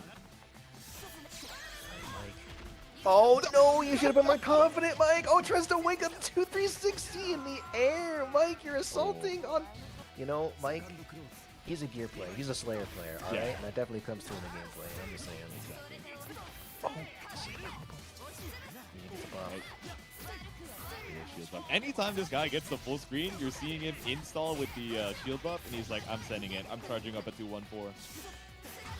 That's a good mindset. Like, if... Oh, my goodness. No, Mike not confident with spacing. That is an awkward hit. Yeah, like, if you don't know how to deal with stance pressure like this, yeah, there you go, Mike. Hold it down for the max duration. Engaging on the back foot here to lose the cycle. Still got most of the way through the combo and actually spaces yourself out of the way of the BDP. The Dink in perfect position. One more interaction seals out this round. Dink's combos are better than mine, dude. It's not even funny how good his combos are, but Yasian hops on right over, gets a combo of their own. Drops it, though. Oh. It's okay, we press that B. Yeah, drop opportunity moment. Alright, shield bash. Really gonna put you all the way over to the other side, but accidentally ends up side swapping. We got our double buffs, but not the best situation we could be looking for. That shield buff consumed, but we got it right back. But we've shown so much of this FF that we're scared to send the YOLO shield bash. He's just not sure what to do. You know what? Yeah, just fire the gun, dude. Just shoot the gun. It's okay. Just shoot the gun. I forgot they both have the YOLO EX spend. You know, these are two production gamers butting heads when they have that 100 meter. Oh, no, not fast enough. That was. Yeah. So the punishment might act a little faster, but that's okay. Oh, yeah, a little bit too far for the full confirm, but still got that like whip punish on the extended hurt box. Okay, 2C. Mike is so confident in these hits, he's just immediately canceling into 2-1-4 for the max damage. Like he just looks so much more confident on the spacing than, you know, when he was training up for Great Break, but able to get the assault out of the corner and completely avoids the 6-6B. Yeah, that's a DP from Dink here. Yasian techs the throw. Kind of late on that, actually. Yeah, Mike says, oh, you like using the shield bash? Let me just armor up. Yeah, he has found his consistent answer to deal with, you know, Yejin's like, oh, okay, I don't know what to do when I have a 100-meter. So it's working out so well, but Yejin's still able to fight back now, securing the cycle by just running down the timer. But again, sideswiped himself into the corner. TRM? Could have maybe killed there, actually. If they increased the throw, they might have been able to just CVO and kill with IW. But Yejin stuck in the air. Dink with a sword board. Shield board, rather. Jesus, man. Okay, good reactions. And I mean, we saw that this was a, you know, a move that we had kind of loaded into our brain early on into the rounds, right? I'm going to FF to deal with YOLO drill and YOLO shield bash. But like you mentioned, Tom, right? There were certain situations where we were a little bit too late on the punish, or maybe we didn't hold up the armor for long enough. But Dink in perfect form right now as he takes game 1. Taking a breather here. Definitely still close, though, right? Yejin kind of has an idea of what to do. Just needs to play around the force function a bit better. Yeah, just backdash, get a buff, baby. Yeah, here we go. You see, run up 2C. I don't want to deal with the shield whatsoever, so I'm just going to poke below. Here we go. Barrier reach. Some of these lows, looking for some of these throws. Now you're back into the corner, but ends up going for the low 2A instead. TRM action once again coming out from Dink. Yejin struggling a bit on the strike. Oh my god. Oh my god. DP on the gold attack. Ooh, all right, nice confirm. Yes, yes, that is a bit different than the normal one because the second part does hit there. Catching up, could have got a little extra damage there, but it's okay. Keep it simple. Ooh. Yeah, YOLO drill catches you out of the assault, but it's not the worst thing in the world. Tech on the 214. Yeah, and you see why Mike. Oh, there it is. DP. Yo. Not enough damage though. I know, if that were CDP, I don't know if he had enough meter at the time, or he got that from chain shift, but once again, the up back dive kick, Yejin keeping that defensive option in the back pocket now has you up against the wall. When are you going to try and mash for your life? The throw isn't quite enough. So the DP kill. Yeah. Mike wants to get rid of that spotless record. Yejin should feel a bit nervous here. 1 round away. I mean, yeah, he's the only gamer who is still undefeated, so Dink trying to take that, you know, mantle from the throne, and top back drill works out wonderful confirmed. Ooh! You still had time. You still had time to confirm that from all the way over there, but yeah, that's basically his plus with the buff, so they gotta press a little too hastily and get comboed again. We love whiff throw into match. Plus on throw whiff, man, it just works. Okay, buff activated once again. Let's see a drill. No, it's a shield bash that catches out a mash from Dink. Almost a perfect aside from a little bit of chip on Yejin's side. Just shoot the gun, baby. Oh, 5B after the run-up. I like it. Problem is making space like this. Yeah, Yejin's going to get both buffs here. Is that concentrate worth it, Mike? Ooh, caught out here with the dash C. Again, it's like you said, Tom, we're just throwing out some of these lows because we're feeling so comfortable just putting up that FF barrier and neutral, and now we're able to get so much space off of it. Right kick from Yejin. You keep saying how he loves that option. I can see why. Just so fast. Gets an assault to crack open the whiff throw. Looking like Yejin's around. Go keeps the corner. FF does not go through. The VO was already past the invo. Man, I hate these Wagner players and their ADP, man. Oh, and you're gonna get. I've been saying this, man. Uh-oh. That's not the redash you wanted. Plus on whip though. Scramble, Mike. You're a Slayer player. I know you love the scramble, but you gotta be careful, dog. Yejin is like 1 DP away from taking the round. Yeah. It is set point for Dink, but again, you got to be careful of that 6-6C. Yejin's looking for it now that we're showing so much of the FF, but CS still able to block things out. Scary on these shields. As grid break throw does the job. Yejin ties it up. Yeah, those shields at that spacing. Like when Wagner's up in your face, I mean, we saw Nil do it earlier, right? Just throwing everyone's shield over and over again. This character is so fast. Shielding like that is just asking for trouble. Yeah, we didn't see a ton of shields coming out from Dink earlier on, but one of the first pieces of advice Omni gave Yejin on the VOD review was you need to let your block strings free. Your opponent is showing you habits on shields, on DPs, and you have to know what you're looking for so you can respond immediately. And we saw that towards the end of the round, but we're seeing Dink just run away with the round right now in this East Coast corner. Yejin cannot escape. Oh, Dink could have spent meter for the kill here. Not the kill, but a throw kill at least, but trying to whiff punish something, but no, 6B not fast enough. Yeah, I like. Oh no, that was supposed to be 260. We still didn't get the punish. We were waiting for a third hit, but it doesn't come out on block. Yejin did not know. Dink, I need you. I need to pull you aside. All right, I'm your teacher. You're in class. And you're being a little disruptive. Okay, I need to Stay give after you, class. I need to give you a talking to. Oh my goodness, the 2C trade. Yep. All right. Slam once again, go for the assault, but just ready for the immediate tech. Still gets caught post-tech, though, with the 5B. Yeah, red combo, Asian, not teching in time. That was a drop. Combo from Dink instantly. Oh, No. he's keying the layers now. There we go. Yeah, block out after the throw tech. Knows that Dink is trying to invul through it. And we get the side swap, too. So clean from Yasian as our backdash gets scouted out with a 6-6B. Spend 100 here. Yeah, all right, Asian. Yep. Oh, what a, yeah, the delay tech actually so smart. That is the safest way to beat that safe jump. Oh, okay, you still got your buffs, but didn't quite get the hit off the 2-2C. Didn't believe in the 6C, but we still get air actions after the drill. It's guard thrust to put you back into the corner, and it's not a safe jump. That's DP out. It's a trade, and it's a trade pickup from Dink, reversing the score from yesterday with a 2-1. Asian's breaking my heart, man. He's getting these hits, but not confirming, just not confident in the situation. I don't know if it's a matter of like, I misinput and wanted 6-6C instead of 6C or what, but those rounds could have gone a lot differently if Asian was able to just get those hits and make them count, unfortunately. But yeah, I think Yasian's ability to like scout on offense is like stellar. Like it's one of his greatest strengths, like within his tier. But like you're saying, right, some of these confirms that, you know, so many of those rounds went down to like the last hit, like down to the wire with 10% on both sides. And knowing that, oh man, there were some combos that I dropped that could have shifted that in my favor multiple times is like, that's how it goes. I'm still thinking about like that missed DP punish. Yeah, That happened like twice.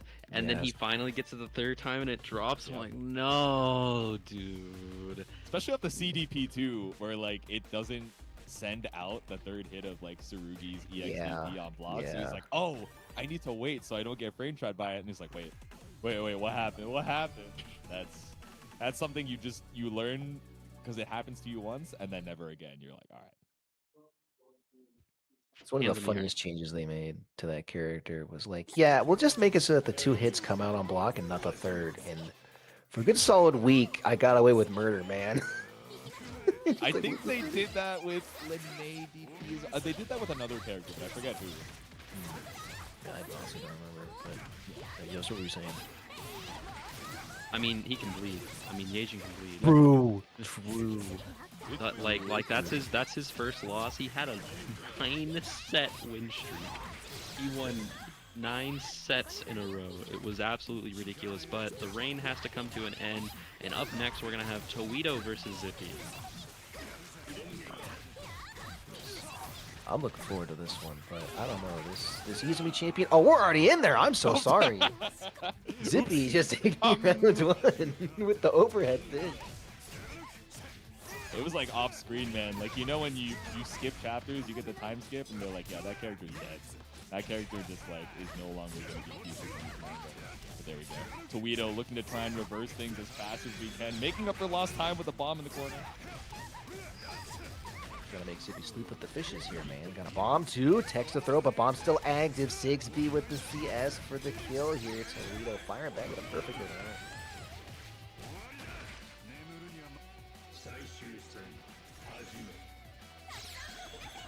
Walk it out. You have so much meter, right? So Zippy just fine to send out the bubble breath, walk up, take some space, and bait out the throw tech as well. Toito a little too easy.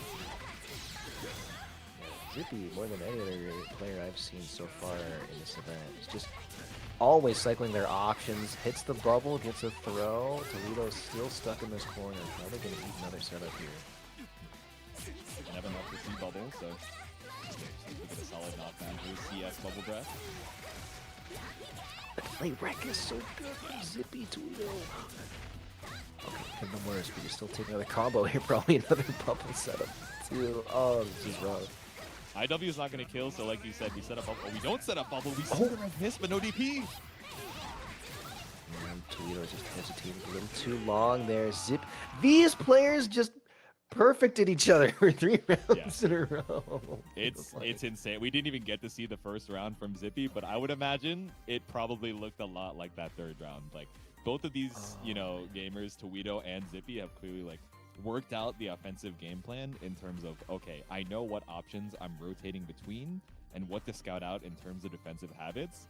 But, you know, it's one turn apiece. Toledo looking at the VC, and he's like, okay, how do I do round number 2, but like 2 times in a row? And they're like, shrug, man. This Izumi character is quite strong. Yeah, they just took turns suppling Yeah. the crap out of each other. He got in the corner. They're like, okay, you're not playing for the rest of the round. See you next round. This Izumi character's buttons, man. We need to have a dialogue. That's all I'm saying. The fish discourse, the BDP discourse, and now it's counter hit start. Zippy's putting you in the crystal once again, man. The Finding Nemo crystal. You're gonna find yourself stuck in this corner for the rest of this round. All right, Bubble Bobble here. Toledo blocks it out, though. That's the Blaze Blue. Ooh. And can we set the C bubble once more? Okay, rolls out. Oh! Ray just barely whips. Zippy fighting away out of the corner. CS, never heard of her. Oh my goodness. First time we've seen the roll this set, but works the perfect, you know, perfect position. Toledo here, able to set the bomb and runs up with the throw right before the detonation.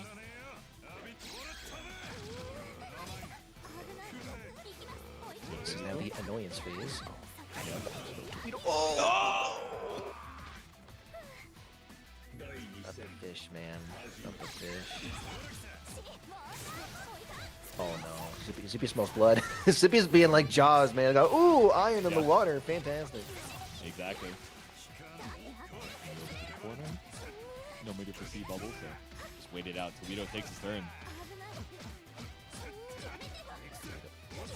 Extended defensive pressure he has to keep their turn.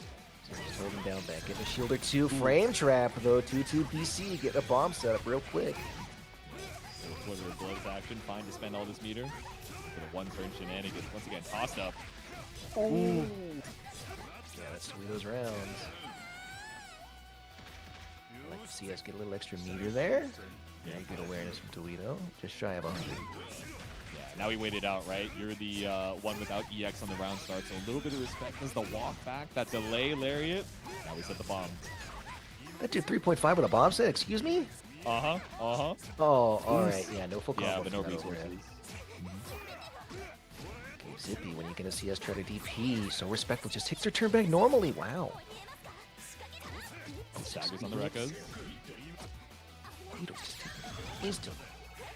Check the Celestial, though. No! Check the throw tech, though! Assault run up. Zippy is gonna bring you over to that West Coast side. Perhaps a little bit greedy from Toledo. He already had Celestial. There wasn't really a whole lot to gain from taking a throw. Just gonna throw Zippy for good measure, though. Oh, the whip punish with the Lariat on the force function Jitsu. He's kind of crazy with it. You tried to DP, but that micro delay, the startup of the Lariat ties things up as Toledo brings it 1-1. And it's still the same story. Like, everyone, if one person gets the other guy in the corner, and just you're not leaving. And if you're leaving, I'm gonna put you right back in there, dog. It's not gonna be cool for you. It's just a bad time all around, but we're getting back into it. One turn champions having the slop off. No, for real. Like, I'm glad that all of the rounds have not been just one turn. Because after game 1, I was like, is this the viewer experience that you want to see in Grid Break? But actually, you know, we've seen Toledo be able to, you know, roll out of the corner or find these challenges and back throws, but Zippy's trying to limit any of those options now, once again in the corner. Yeah, hey man, the Grid Break viewers need to understand this is what it's like fighting these characters. When you're at like the level that Toledo and Zippy at, you're not quite sure of all the counterplay. Oh, gets the shield broken by Zippy though. Fade away. Oh, runs up the throw. Oh, Zippy, so fearless on defense. Just waits a little bit to mash out, get the round, one more, and they're gonna take the set. Ooh, there we go. Run up to D. Open applied. Toledo, are you going to DP on Wake Up? Toledo, you have guard throws. You have guard. Well, actually, there was no C button, so he's fine just holding it out here, confirming Vorpal. We got CS. I like Toledo standing up in the middle of the Rekkas, though. He understands that, okay, there's no low threat that I'm seeing, so I'm just going to fuzzy this out. But Zippy's so just suffocating in the corner here. Toledo eats another bubble setup. I love my He's play. out. Jump out assault, but he's at the perfect spacing to find the confirm. He spaced out the JC and picks up into the bubble too. It's CBO, but I think off of the scaling, it's a sliver left for Toledo. He just got anti-aired by a 2C into the bubble, and I hate, man. That overhead is messed up, dude. Yep. Damn. He didn't even go for 3C, right? Because I've seen clips. I've seen shenanigans with this 3C getting owned by jump-ins from time to time, but instead spacing himself out to make sure that we can look for that 2C and put yourself in that one-touch scenario. Damn, he's good. Well, it'd be perhaps some bias in the chat about both these characters, saying we gotta kill Izumi and Ogre High Key from Omega Lid. You know, yeah, I understand. But up next, Texas Hammer kind of been dominant this entire event, but Ori also no slouch. Yeah. There you go. Blood in the water, or Ice Twink on the other side. Ori versus Hammer. Like we were kind of mentioning in the chat earlier, right? Hammer has been making a name for himself. Not only, you know, putting up stellar results, but also taking out some of these other launch players as well, you know, along that path. So let's see if we're going to be able to weather the storm against Ori. Hammer's so patient, but unfortunately that 4C is going to whip it. Punished by the 6B. Respects the plus frames, tries to back just but gets clipped again. Oh, we're just going to Rekka over the low poke, you know. Whatever, Jitsu, I don't care. I'll see you later, man. A little low crush action. Oh my god, no! We tried to go for the blood rain, but actually before you were able to rise into the sky, the blossom just stopped you in your tracks. Oh my god, you did, yeah. I thought it would be a sliver. I did not believe, to be honest. Nah, it's fine. It's fine. Hammer getting some... Oh my goodness gracious! Round start roll? Yep. Might be the best ever to do it. 6BD. Just farming grid right now. Yeah, Ori finally recognizing, okay, no, he's just... Alright, well, you know, we'll take a grid break. Why not? The crystal. I feel like a week. Oh, yeah, another grid break. Oh, just looking for all these title drops. Empty jump, IC, 5C. Yeah, that's the Carmine experience right there. Hammer, no meter really either. Like, gonna hold an EX wheel or he runs all the way in.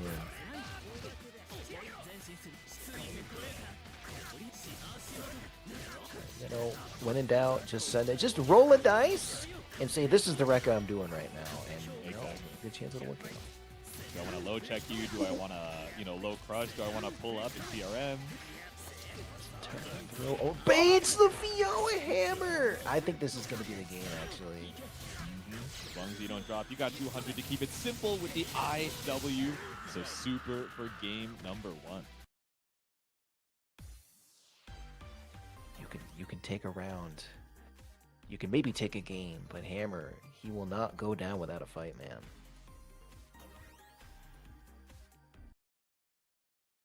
He's just too cool under pressure. Maybe it's the character choice, right? Maybe he identifies as cool cucumber like Lon. Yeah, right.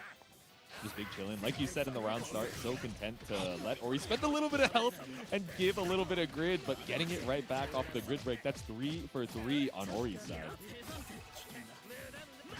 I'm waiting with bated breath to see when Hammer decides to just rip a force function. It might be sweet. No, we'll just press 5 BB. It's fine. Best button in the game. No big deal. Just like a stellar mid poke that just reaches not the high heavens, but the long heavens, I suppose. That is in the blossom. Oh. Yep. The suction action on that command grab is impressive. It looked a little crazy. Yeah, full combo from Ori here. 1 bomb, 2 bomb. Oh, roll out. Oh. It's close. Oh, okay, nice. Yeah, trade off the DP. That's perfectly fine. You get to keep the corner. Now Hammer 1 touch away. Rare here. Ori, though, can slowly whittle down her own life with these specials, but just gonna dodge out of the C Fireball. Hammer gets their turn back, though. For all these records, right? You know, you have the threat of 200 meter. That's 2 EX cancels, so ends up going for no cancel throw. Just barely able to block the 6B in time, and Tex immediately off the run-up throw attempt. Gets their turn. Ori immediately manages to place the guard thrust. Yeah, I like the idea from Hammer, right? As soon as we saw that Ori built up the 100, we were trying to look and bait out the reversal, but Ori just one step ahead, looking for the mash as soon as she knows that she has that threat. Hammer fights back. There's only round 1 of game 2, man, and now Hammer is gonna bait out that, but no, doesn't act fast enough. Sorry, the whatever that was. Ori Yeah, just you gonna matched on keep EX on Twister, keeping man. Goodbye forever. The DP that could be plus. The CS that we're waiting for on Hammer's side. Just going, okay. They're taking all of their throws. Like, the only throws we've really seen so far have been grid breaks, I feel like. They're just so in tune with their pressure. Twos. Stagger action. Ori trying to spend a little bit of health and reinvest it right back. The ROI looking crazy. The ICJC. The IC boy, big chilling with the VO. VO back. Yes, weapon locked. Ooh. Ori not running in as much, just kind of maintaining space, baiting Hammer to do something in response and gonna take game 2. Yeah, exactly. And I mean, game number 1, right? We saw Hammer just leveraging that 5B so well. Because it's, again, just such a stellar poke for holding down mid-screen space. But Ori just standing a little bit farther now, leaning a little bit more into these 6Bs, and waiting to try and punish some of those extended hurt boxes as we head into game 3. Hammer really does seem to like send Rekka CS to take their turn. And I think that's making their pressure a little predictable for Ori to play around. We'll see how they adjust in game 3. 6BB, and now we pull up with a 2C. Oh. I love Dashbox Simulator. I love Dashbox Simulator. Right in the throw. This character puts you in Dashbox Simulator situations, and he's also mad fast when he decides to pull up too. So Ori, she's like, yeah, I'm just gonna jump scare you with run up throw, and with the EX command grab too. We got CS for a pickup, so there shouldn't be enough to kill, but there you go, just putting you in a rough spot in the corner. Oh! Oh my god, he's so good! He's so good, actually! He's having fun. I can see the rose like in his mouth right now, man. That's tuxedo mask. Alright, Ori in the corner with no resources. Instantly takes the throw, gets the cycle because of it. Hammer on the back foot now. Okay, run up 5A. TRM goes wide. Oh, I'm so scared of that clean shield, but Hammer somehow finds a way with the 4C. Not out of it yet. Oh, set the single blossom, but maybe saw there was a tiny delay, so Ori committing to the 5As. If you're Hammer in that situation, like, do you spend 100 meter just to have Ori like RPS and then lose the round anyway? That's a rough spot, Yeah. but Hammer still taking these staggers like a champion, but still stuck in this corner. Ori on set point right now. One more round from taking a clean sweep over the team, so Hammer trying to hold on, but gets caught up by the 5B. Should be enough to build up this 200 as well with the 4-full damage bonus. It's lights out as Ori seals the set 2-1. Ori able to adjust appropriately, right? You see some TRMs getting layered in there. You see some regular throws getting layered in there. Yeah. And Hammer just got hit by everything, man. That's how it goes, man. And I'm looking at the round robin from yesterday when these two teams played, Team Omnideek and Team Tama. And Team Tama actually ended up kind of losing out just barely. So Ori won yesterday, CVATS won yesterday, but Dink and Zippy really locking it in as well to make it a clean sweep against this team. But, you know, of course, it is not the end of the run for any of these teams. They're still fighting out for points to be seeded into the finals. Either, Yost, is it winners and losers signed for finals, or is it just seeding like first versus eighth and everybody, you know, still gets their second chance? So everybody starts in winners. So the way it's going to work is everybody starts in winners, but we're only going to take one of the matches per round at a time. So everyone can just run their set as soon as they get it. for the sake of time, we're trying to make sure that things go as fast as efficiently as possible, especially because BSG, as we saw earlier, he's playing in the silver event for Grand Blue, and it's the same day. It's the same day. Okay, today I learned. But yeah, today we learned.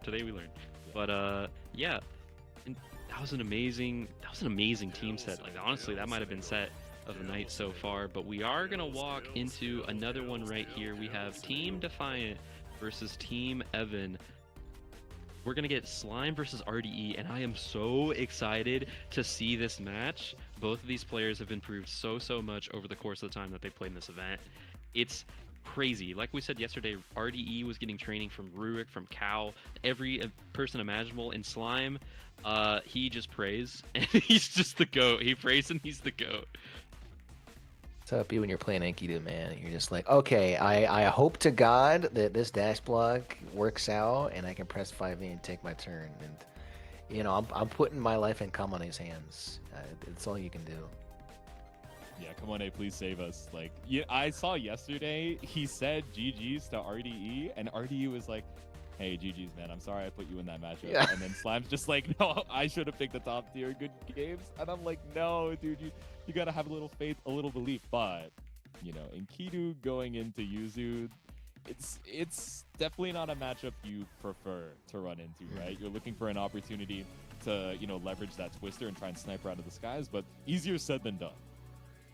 Yeah, and this is gonna be kind of a slobber knocker right here because Slime and RDE I've seen them play before, not necessarily in the exhibitions that Fox ran, but I've seen them play before. And Slime was playing out of his mind, but RDE some tricks up their sleeves. Let's see if they can make this happen right here. It was honestly a pretty slow start, all things considered. And what's it? Slime able to walk forward, gonna get the tech throw. Oh, he's playing some Street Fighter right now. This is the Chun-Li coming out. He's like, I don't have a throw loop in that game. He's making it happen.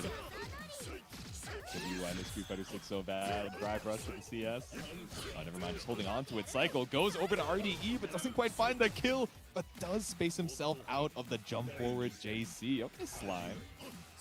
Slime kind of nice with it, but RDE getting a little bit of a response right here. Right now, uh-oh, the 2FF is not going to cover right in front of you, even though it's so massive. And Slime, uh-oh, we're going back for these throws once again, trying to get the throw crush with the assault, not going to work out. Yep. Big Dark West action. RDE buying back a little bit of that space, just staying still in the stance, trying to bait out some of these shields as well, but 226C pushes you to the corner, but RDE finally makes his escape. So I heard someone in BC earlier complaining that the Batos were strikes and not projectiles, but now we saw the parry just swiping her back into the corner because of that same property. So CS available for RDE to try and tie up the life lead. Yeah, this is insane, but RDE not quite getting the cycle, getting it sent all the way over to Slime, but with that concentrate full screen, it's looking a lot more even than it was earlier. Like, this is kind of insane. We're going to get the convert right there. We're going to send him straight into the corner. This is a lot of damage too. No!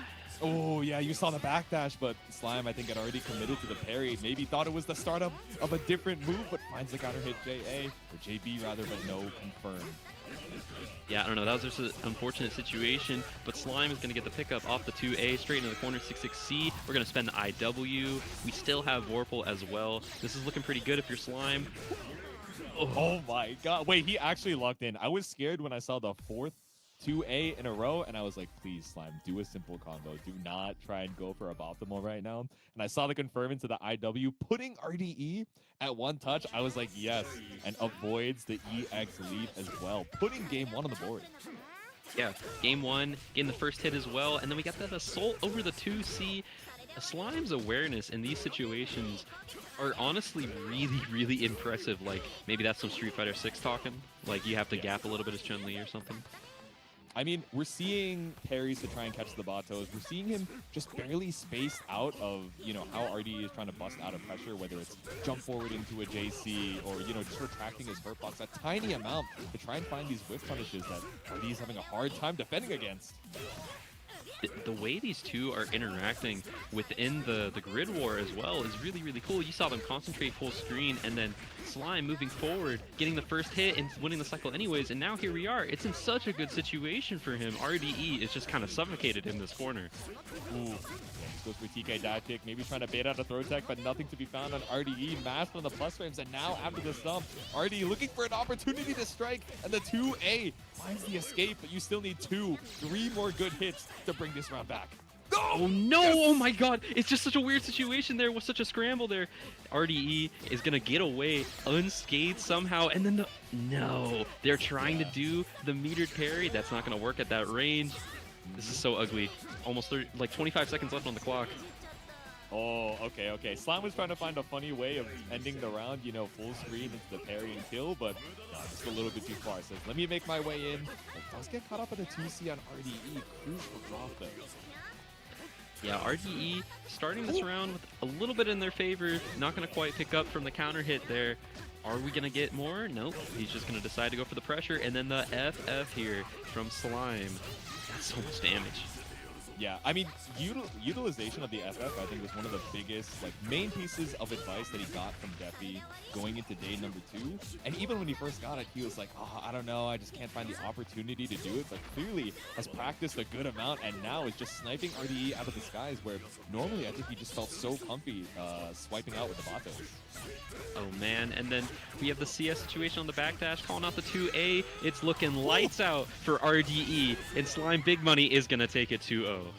Nah, did you see that? It was the last hit of the Rekkas that built up the 200 meter, and Slime with the awareness, eyes glued to the bottom left of the screen as he swaps up the set count in round robin day number 2. That's gotta feel good. Yeah, that was impressive from Slime. Just like I said, before the start of the match, he's been playing insane lately. So the fact that he was able to step up and have the awareness right there, like that, those sort of fundamentals, like you can't teach those. It is really, really strong. The fact that he was able to make that happen. Yeah, exactly. And I think there was a big difference both in Slime's play from yesterday, but also, the confirms were seeming really solid from Slime. I think we only saw maybe like 1 or 2 kind of like crucial drops, but otherwise just confirming the knockdown into a favorable situation. Even after scrambling to get the hit, even after trying to track Yuzu teleporting from left to right, up, down, like all across the screen, and still being able to, manage some of that chaos. Whereas RDE was actually getting a good amount of hits in neutral, like kind of zoning out. But there were a lot of situations where these crucial hits that could have, gotten you a lot more damage ended up dropping. So even some of these close rounds that maybe could have gone in RDE's favor, it just ended up being a damage differential in terms of combos so often. Oh, and we're just going to jump straight into this. Lennox versus Inferno Chim. We got the Northeast match going on right now. Okay, and then the Laundrekia going to push him straight into the corner. Lennox was playing pretty well yesterday versus Inferno Chim, but Inferno Chim ended up eking it out over on the off-stream match. What's good? Oh, you're just in time for Lennox, and you're just in time for Ogre. It's good. We set the bomb. Okay. CB side still trying to find an escape. I was scared of that 236, but still able to block the bomb detonation in time. We saw the rebeat there on the green shield, but Inferno Chim just opting to stay back, like just let Lennox run into him. And honestly, it's working out so far, throwing him back into the corner. Nice little combo, a little bit of damage here. But off of that and the jump in, and you have the veil off as well, but he's just gonna opt to go for the 100 meter. Oops. Yeah, ended up losing the corner for it. Still has a good amount of meter going into round number 2 and ends it with that throw. So just fading away, maybe trying to avoid a round start Rekka from Lennox.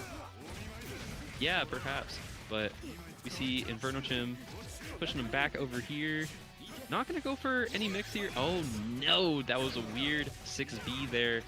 Nice whiff punish coming out from Inferno Chim, putting him straight into the corner.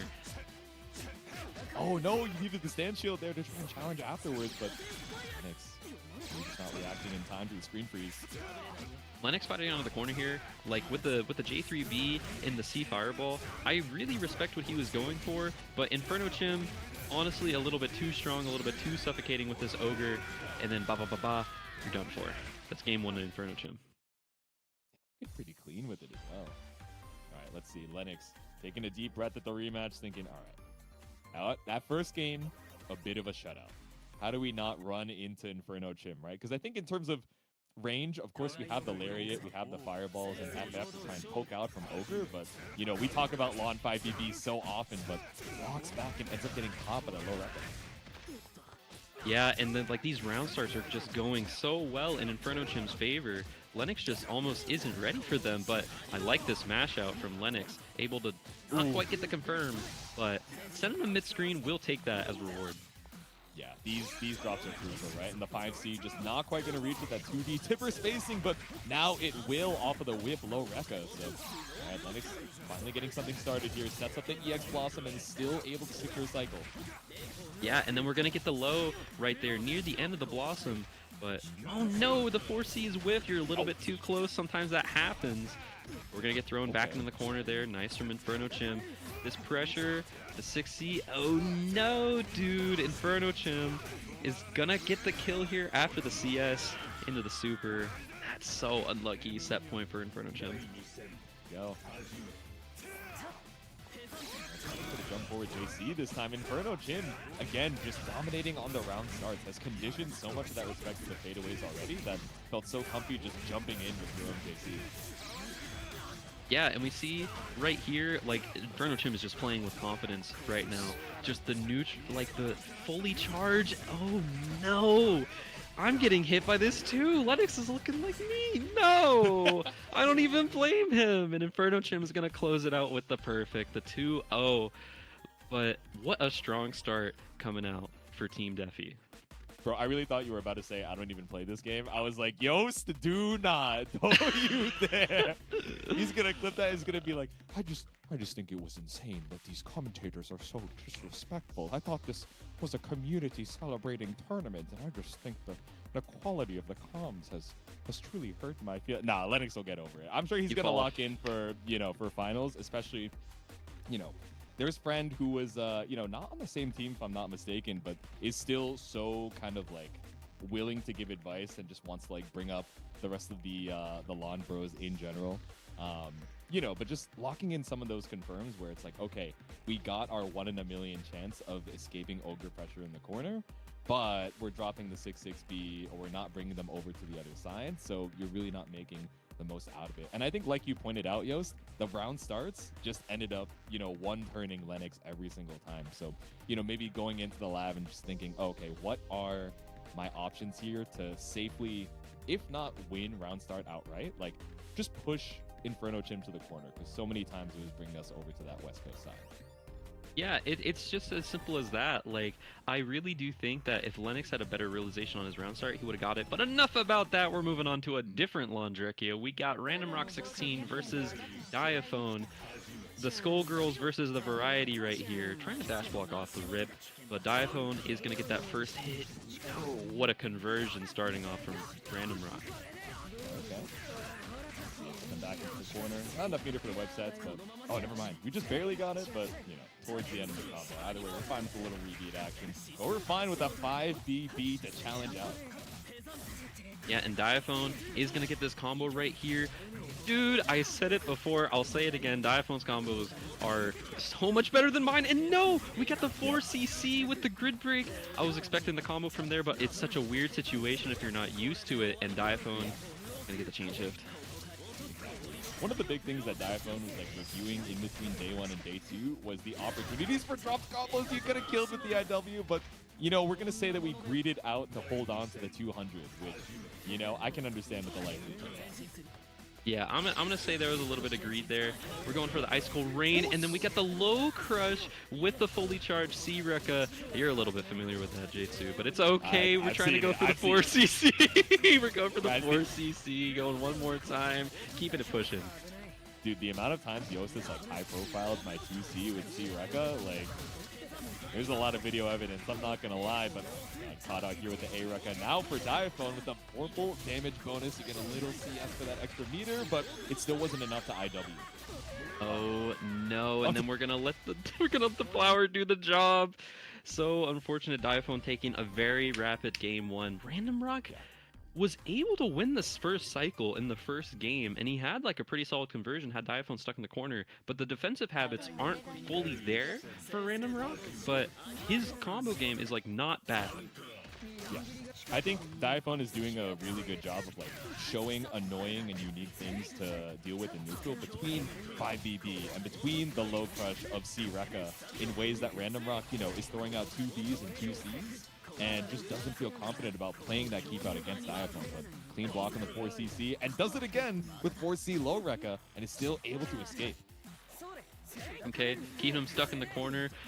Diaphone doing the high clear web there? No! What the hell? And then we're going to get the back throw into the 2-2C.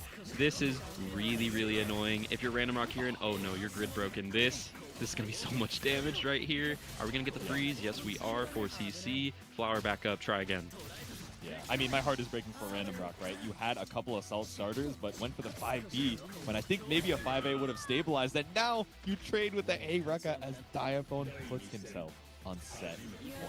Random Rock just looks like he wants to press out and like get out of these situations as quick as possible by either just pressing a button or by just trying to jump out, but this isn't the type of game where you can do that. And oh no, in the green shield there, gonna get grid broken, but a nice back throw from Random Rock. I mean, the immediate scouting, right? Saw that we shielded after the JC earlier, so just does it again off of the reset and then finds the grid break. Now Diaphone builds up 200 meter, but all right, we're just going to send it off of the 2-2C. One more throw could be lethal. Dude, that was the third time. It's the fourth time that he's trying to go for it, and no, we're blocking it out here. Diaphone in the 4CC. That is so evil, man. That's evil. Evil, evil Diaphone content creator. But he is going to take it. The team is currently up 3-0 for Team Defiant. And that has been an insanely quick set. But Random Rock, he's so close. Random Rock is actually so insanely close. I think it's just these defensive habits that he needs to work on just a little bit, and he'll be golden. Yeah. I mean, you know what Diaphone said, like, when he was talking to Defi? He was like, hey, so this 4C thing, like, you have a low and a high option, right? And Defi's like, yeah. And he's like, and you can delay both of those options, right? And he's like, yeah. And he's like, okay, yeah, I'm just going to keep doing this until, like, it stops working. Like, I'm not going to lie, maybe it won't work at, like, the highest levels where they're, you know, confident in reacting. But for right now, if it keeps working, I'm going to keep doing it. And Defi's like, you got it, big boss. Keep it up. Keep up the good work.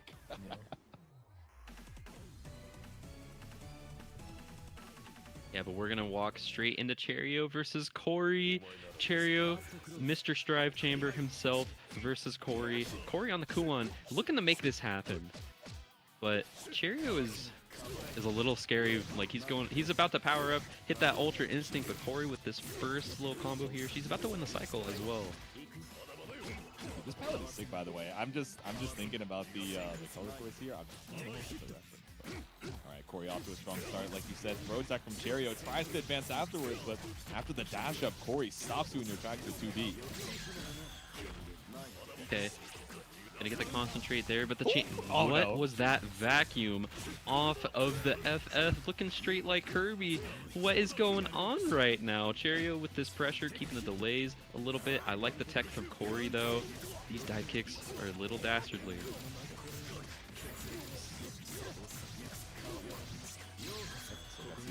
As well, so send it to get that extra meter back after the IW. I think they just barely live, right?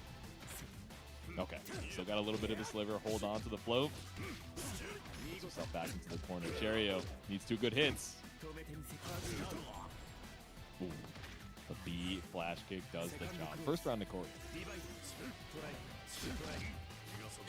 Okay, moving it forward really quickly. These dash blocks right now, but Corey's gonna run up, gonna get that throw. Oh no, gonna go into the low option there as well. Nice little Vega slide. Boom, boom, boom. Put the pinwheel up. We're going down again.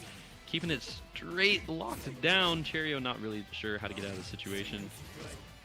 Okay, look for the pizza cutter. Anti-air wheel. Oh my god, it's screen pollution. It's screen noise. And finally, we bait out the throw. Corey with the delayed jump forward opens up Cherio. So content to down back.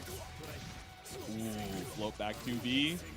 Yeah, we got all the damage in the world for this. We have 100 to spend in case we need the EX, but the 660 ends up dropping. So, I don't know, Cherio. It's still an uphill battle. 4 good hits before Corey gets a single DP to end your life. A flash kick to escape with the wheel. Okay, pushing it forward right now. Oh no, in the whiff throw, but you're plus on whiff. It doesn't even matter. And Corey is gonna take the game 1. I need a plus on whiff counter. Like, I thought I needed the grid break counter earlier, but that one makes a little bit too much sense. Nah, I just keep seeing plus on whiff, man. I mean, that's how it goes.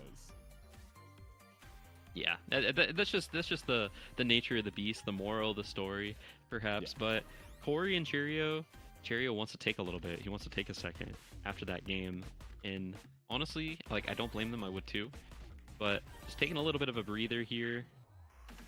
I think Cheerio, like, his ideas are fine. Like, his ideas are like good, but adapting to the gameplay that Corey is putting on display, I think Cheerio needs to just take a little bit, play a little bit more patient, and I think he'll surprise himself. Let's see if it'll work out going into this game. Number 2, big whip on the 2B to try and preempt that movement, but Cheerio able to finally land a hit here against Corey. Ooh, there we go. Shimmy 5B. Okay, stuck in the corner, getting the dive kick ender. This is looking nice if you're Cheerio. See, and then we're going for the strike throw here. Okay, all this delay as well. Nice challenge from Corey. But this, what are we doing, Cheerio? What is your influence? You're gonna go into the IW. I don't even blame you.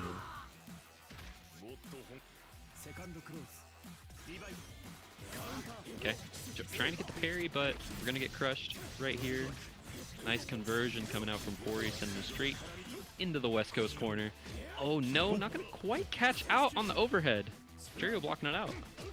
Still got a little 6-6 action. Okay, we did challenge on the throw whip this time. We didn't find a punish, but Cheerio's still trying to fight and take his turn. Now TP into the corner, DP trying to escape a little flash kick action to find the counter hit.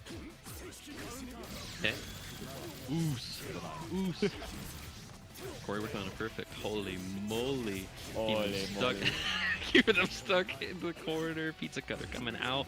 Oh wow. I got hit there. Cheerio's better than me. Yeah, threaded the needle right between the pillar and a hard place, but Corey now putting herself on set. Okay. Keeping it pushing. Moving forward. FF light. Staying low. Corey moving forward right now. No, plus on whip. You're trying to press out.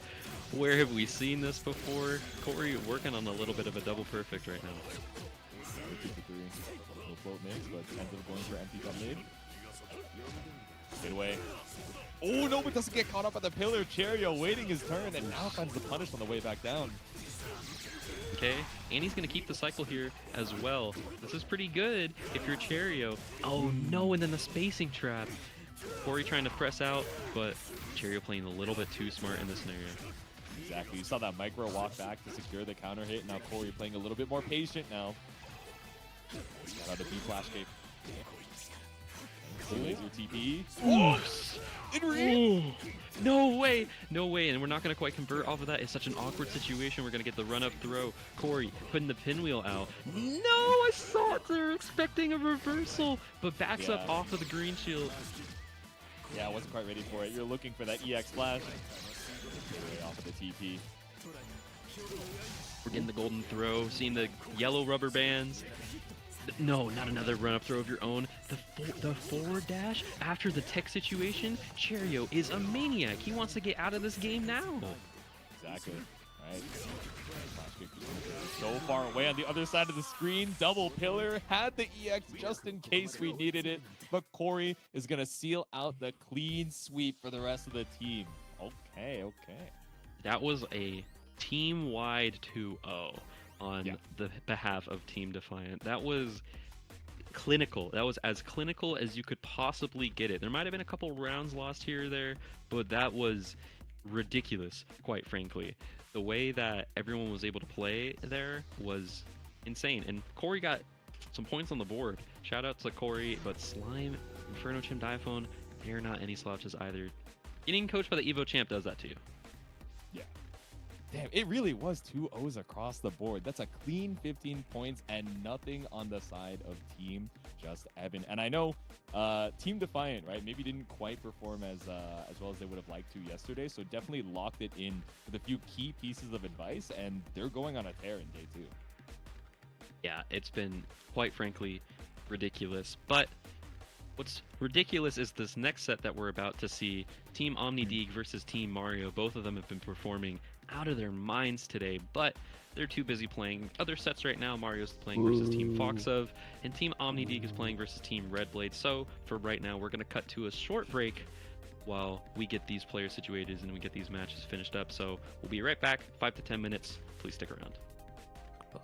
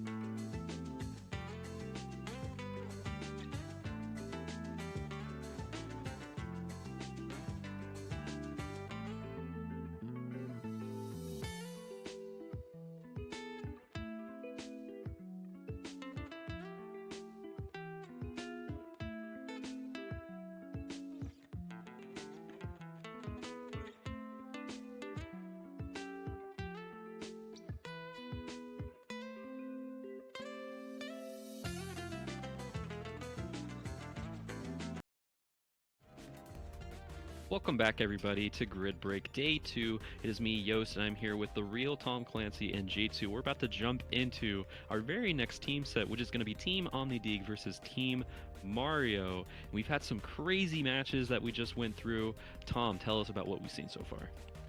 Well, we've seen a lot of, not a lot of, but quite a few clean sweeps from the teams so far, right? Like, it's just gonna be hopefully not more of the same, but definitely marked improvements from yesterday already for a lot of these gamers. Jitsu's eating some chips. We didn't see that yesterday, so he's working on his heart health. Getting some calories in there. This is a long block today, so I totally understand completely. I'm snacking on some planters, dude. Like I understand. Oh, I totally get shit. But yeah, we've got up next though Mario and OmniDig. We've seen them yesterday. Mario's team putting on a clinic yesterday, man. But we'll see if that continues today from this stream against OmniDig's team. Coaches aren't playing, and Scrappy Sensei. Come, I want to see Scrappy Sensei take a set, man. I want to see that on stream. Yeah. I need it. I'm manifesting it. Please, Scrappy, I need this. I need this. My grid is kind of broken. My grid kind of broken, bro. I can't shield. I don't have meter for VO. Scrappy, I need. Why are you trying not to laugh, Scrappy? Scrappy, why are you trying? So he's going to be going up against Barbar. So we were seeing Barbar be pretty solid in terms of like condensing down the game plan. Like, okay, my opponent does not want to block. I'm going to meaty 2A every single time until it stops working. But has layers available in case they, start leaning more into, okay, I'm gonna crouch shield and try and, prey on, hopefully I can get grid and CS to escape. So, he knows what he's looking for on offense. But we saw earlier from Scrappy, right? And even Omni was saying it in the chat, in terms of, damn, I've been seeing this guy like learn Mika and learn Uni as we go, and the improvements of the playstyle have already kind of like jumped with leaps and bounds. Just seeming so much more confident in the play. So I'm excited to see that for our first set. Yeah, and we can see at the standing so far that Barbar is currently 4-0 in his division, and Scrappy not quite there yet. They did get a round win earlier, but we're not seeing much from Scrappy, but I'm manifesting. I'm putting it into the universe. Not to put it down on Barbar, but just I need Scrappy to get. I need this for Scrappy. Me personally, I need this. But we have a ranking update. Team Tama has now eclipsed Team Mario. They're ahead by Team Mario by a single point, 132 points versus Team Mario's 131. In third, what the hell? Yes, in third behind them is Team OmniDig at 112, and then right behind Team OmniDig is Team Defiant with 107, followed by Team Foxov, and then we have Team Lid right behind Team Foxov with 101, Red Blade with 96, and Just Evan with 55. Yeah, it's been crazy. It's been crazy. Evan needs to turn off the. Evan needs to put a pot of boiling water, and not put anyone in it, but just turn the webcam on, angle his chair, and be like, hey, you guys, I've got this pot of boiling water. Okay, I'm not gonna say anything. It's just the implication, but. It's up right now. Turning up the heat. I get it. We're turning up the heat. He's turning up the heat. We're gonna get Barbar versus Scrappy Sensei walking straight into it. Barbar playing absolutely fantastic lately. Let's see if Scrappy Sensei can make it happen though. Oh my god, these two FFs. If you don't know, it's so obnoxious to deal with. Just keeping it simple with these strings, not going for any strength yet. I say that, and he just does bait the throw whip into J2C. He loves doing that. A little bit of an invalid combo, but you know what? We'll take them.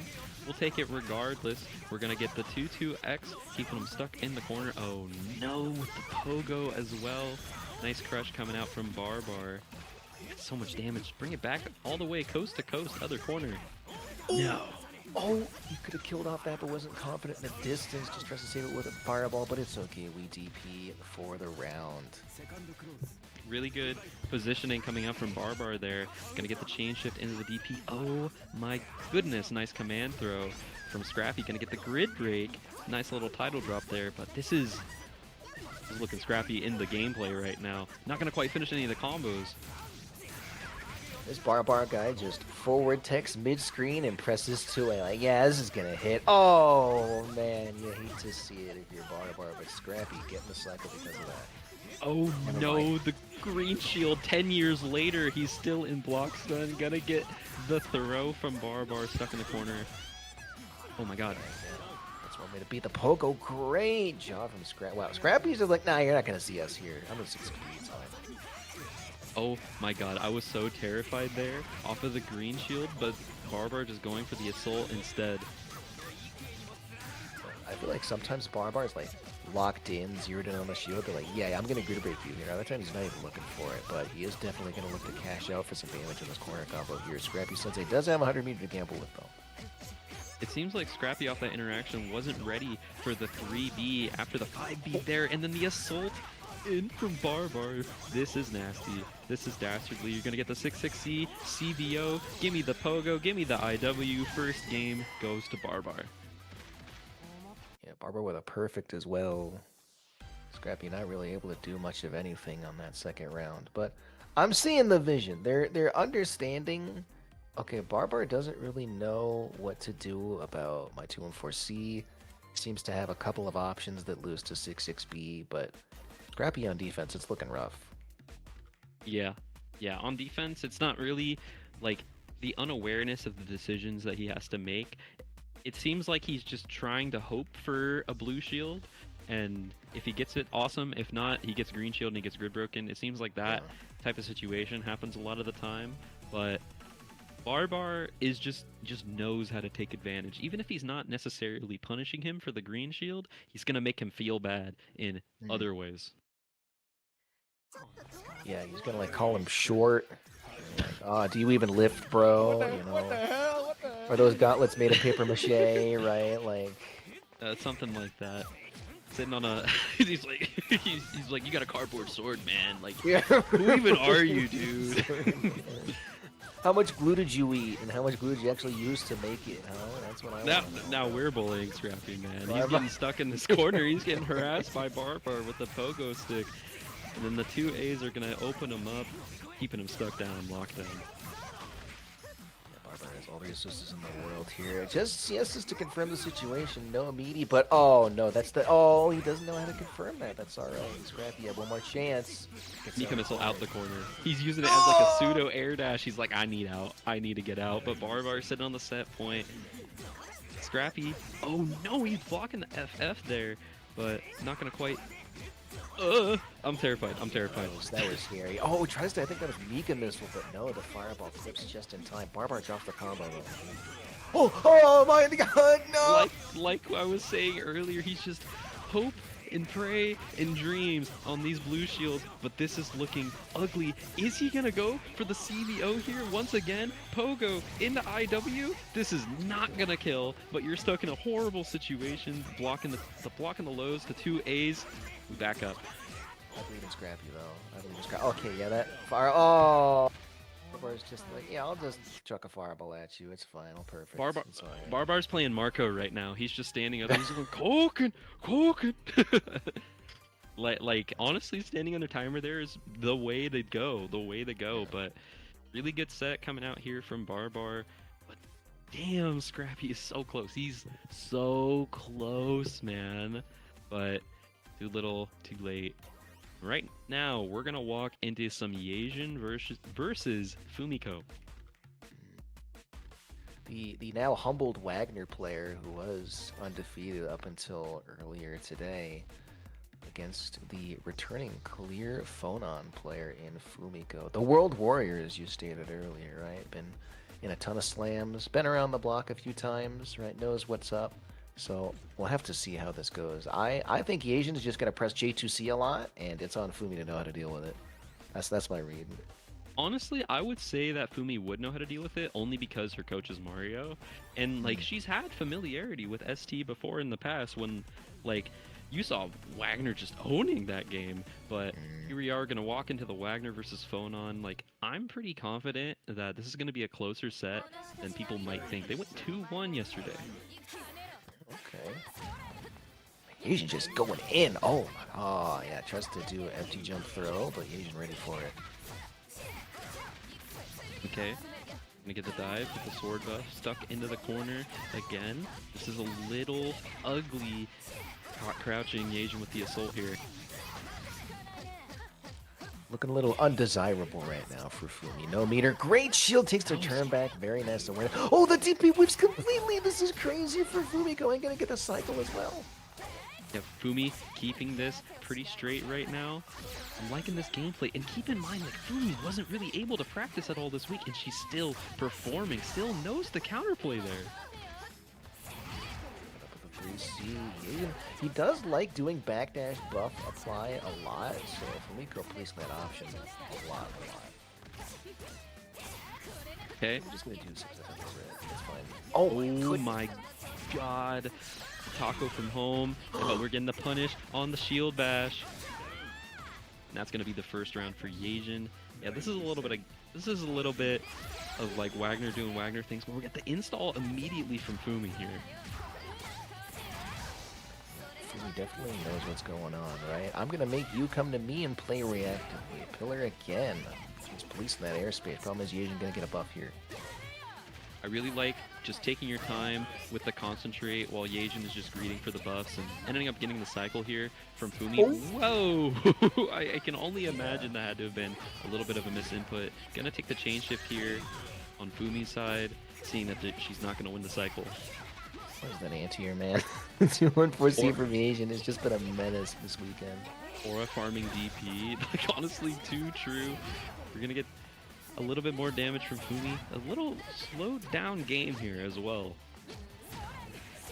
Yajin understands. Oh, you love to see it. Assault button into CS for the full combo. Promise Fumi's going to give up the cycle because of that. Okay, nice DP coming out from Yajin. The 5 A's. These 5 A's have struck fear into the hearts of the grid break participants right now. And then we're going to go into the smart steer, into the IW. Not quite gonna kill, but one more interaction for the game. Rising! This is insane. That's insane. The shield bash to beat the pillar. And, you know, you spend 100 meter, like, haha, you pressed a button, and then you get armored through and die. Oh my goodness, really It's just like, what if you wanted to press pillar and wake up, but Yajin said, shield bash. Like, it's insane. Doing a great job of controlling the cycle here. He's not sure what the tempo is, and Fumiko is going to get rewarded with a full combo here. Okay. Boom, boom, boom. 4.2 on the table right here from Fumi. Gonna get the slow wake up from Yajin so they don't get hit by the meaty fireball. Oh, nice rebeat from Fumi as well. Not gonna quite capitalize. But we're more than okay to take this. They're not quite sure what to do to approach. Well, that's a start. You know, just shield bash CS to keep your turn either way, but full combo from Yajin gets a buff. Okay. Pressure right here. Gonna get opened up right now. Fumi has CS here. Just gonna chill out. Gonna be more than happy to just... Oh! No. This is where it starts. Yajin understanding Fumi likes to go for that assault at that spacing. Loses the cycle because they got shielded as well. And Fumiko now in the corner. You're stuck with double buff against... Okay, never mind. I spoke too soon. The veil off, send them full screen into the super. Fumi's gonna take that round. Yajin though still one game away. Frame traps with the shield bash. All butter, no oil. We're gonna go 2-2C. Try to keep Fumi in the corner, but no, the forward tech still clears. Yajin has to spend drill follow-up to keep Fumi there. Nice low series coming out from Yajin as well. Keeping it straight, keeping it simple. Oh no, the FF to rule them all. This is looking like a perfect from Yajin and a set point as well. That timing was pretty devious too, because I bet Fumi was looking at the cycle like, okay, I need to make sure I win it, and then Yajin's already bonking her upside the head. But Fumiko, not out of it just yet. One round apiece still. That round start was ridiculous. Yajin goes for a dash block forward, and Fumi opts to do pillar into install, and then it whiffs, but Yajin just lets her do it anyways. Like, I was terrified. I was fucking terrified, I'm gonna be honest. delay taking to get around the safe jump setup. Our Asian CSs to keep their turn. Fumiko tries to get out, gets the cycle, but still stuck in this corner after that throw tech. Oh no! Nice 2C. Keeping it stuck in the corner. Yejin, this is looking like a guess. One more guess on Yejin's behalf. Oh, nice tech from Fumiko, though. Fumi's techs are so good. BOs overhead. You know what? It worked before. Let's just keep doing it, but no full combo. Unfortunately, Yejin is 200 meter. Still only one round away from taking the set. Nice. Fumi winning the cycle here. The pillar, not going to quite CS off of that. She recognizes she doesn't want to really go for much, but the grid break as well on the Yejin. Oh. Oh no, the dive kick! It finally happened when you least expect it. Yejin gonna 2-0 Fumi. Yejin didn't throw the dive kick out the entire set, and so at the very end, he's just like, I'm just gonna do it. I'm just gonna go for it and just crack it open. Like, I'm up a game, really you good know work. what? One more interaction, it's fine, you know? If he's I'm like, wrong, what's the I'm wrong. harm, man? I'm just Yeah, gonna what's do the- it, man. It's just one little dive kick. I can stop whenever It's I just- want. I can It's stop just a whenever I want. it's just a dive kick, guys. It's just a dive It's kick. just one dive kick, okay? It's just one dive kick. It's not a big deal. It's not a big deal. Guys, why are we making a big deal, man? Why are we making a big deal? But But what's it? We're gonna move on into the next set. It's gonna be Kraken Atkins versus Toledo. I'm really excited to see this because just seeing Toledo play, like I can only imagine he's just gonna call his opponent a jabroni at like any given opportunity. yeah. You know, he'll say like, you need to be locked up in an institution, you know, with no windows, you know, something akin to that. But this is a commentator grudge match right now, right? Atkins for the BB Tag and the Idol Showdown, Toledo for the BBCF. Both of them also not just commentators. Like they're both really strong in their respective games as well. But it's also a little bit of East Coast versus West Coast on top of that. Ooh. Oh, Toledo getting no, the opener, not gonna finish out. See Toledo slamming these lariats, and Kraken Atkins is more than aware of it now. Gets for pressure reset, two-way check. Yeah, that's gonna be Kraken Atkins with the first solid hit of the game. Okay, making it happen right now. Nice laser coming out from Atkins. Just wants to keep their own space, trying to slide in. Not gonna quite finish or get any openers. Toledo just full sending the Mappa Hunch. Yeah, Toledo has CS for the force function, so he can CS to confirm into a full combo if he wants. But no, Kraken Atkins just fights their way out of the corner and gets the cycle as well. Okay, That's tragic. this is super tragic. Boom, boom, boom. Send the lasers. Atkins goodness. is just like buying time for a favorable spacing. Toledo very respectful though. Oh yeah. Toledo sending the FF, trying to get the concentrate against FF concentrate. But it's looking like Atkins is going to take the cycle. 20 seconds left on the clock. This is round one, game one. And Kraken Atkins is trying to put this game away right now. Stuck into the corner, into the knockdown, going into the C orbs, and then the opener. Kraken Atkins, that was such a long game one. Atkins just playing for not the most damage, but just some damage, right? And knowing that, okay, Toledo's character can't really do anything against me up back in here. Oh my goodness, I say that, and Toledo gets the bomb applied. This is not looking good! Nice back throw from Atkins, keeping them pushed into the corner. Oh my god, it's the Assault JA like we were talking about before. Like if it's not gonna work, just keep doing it over and over. Going into the C orbs once again, rolling out of the corner. Not gonna quite punish. Just last possible throw tech Toledo could do, but still works regardless. Kraken Atkins just sends a 6-6P on the trade and gets a full combo, never mind. Okay, not gonna quite DP there. Just gonna keep the pressure, and no, we're grabbing Casper. Not quite safe. You have CBO. Atkins is gonna close it out. Very convincing game one from Atkins. It seems like they just used round one to be like, okay, what's going on over here? Are you good? Am I good? Okay, I'm good. All right, I'm just gonna make this a lot more convincing in round two.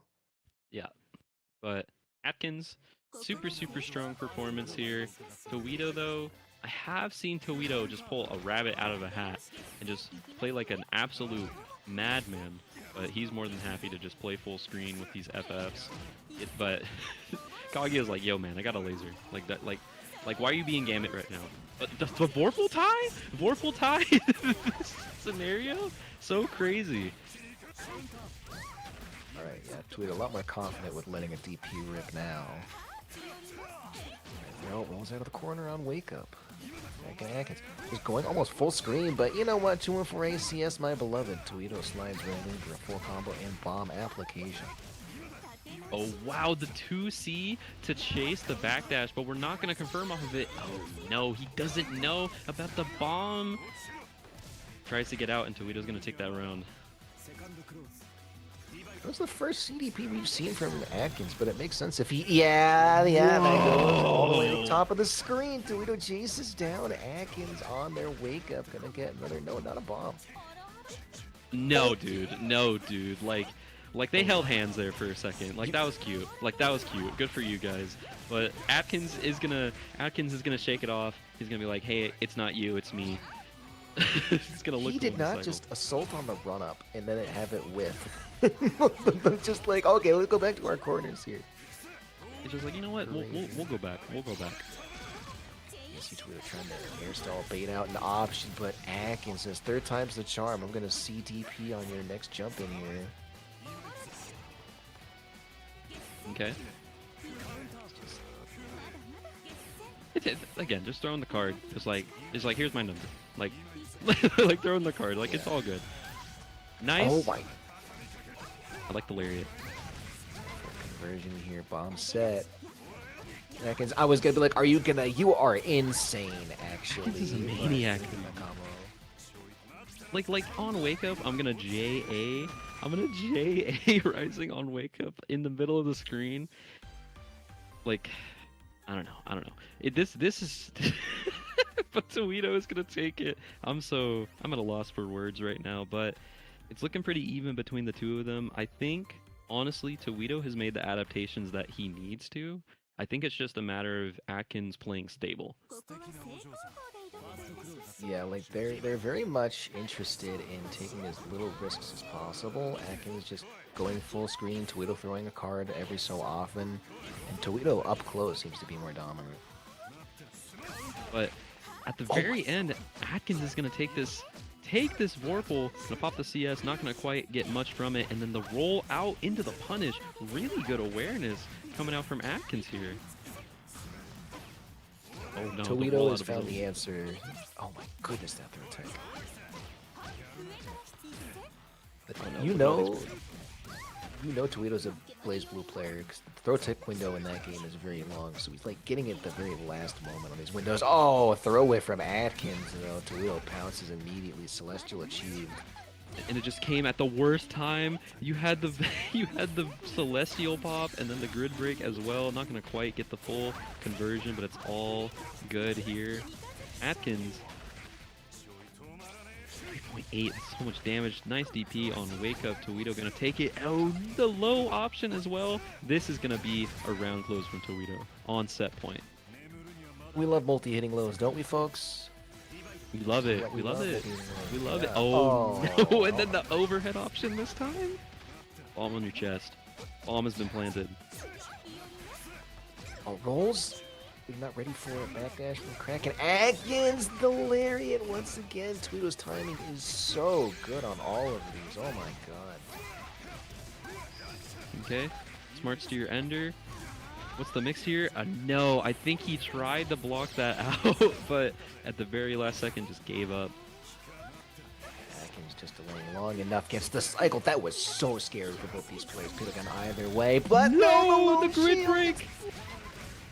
This is so unfortunate. Push Toledo pushing Atkins into the corner. Bomb going off. 6B. Are we gonna see another one? The tech from the tech from Atkins. We're gonna move it forward. Atkins, definitely an Solskjaer ACS enjoyer. 6C. You have to get in. You have to get in, Atkins. Toledo knows. Like you're playing his game now. Uh-oh. Rekka series, making it happen. What's the wake up? You're not blocking. That's hitting meaty. But Toledo is going to wake up DP anyways. He just did it again. He just did it again, you know? Good job to Maniac. Torito taking that. Yeah, 2-1. Insane person. Yeah. Insane yeah. person.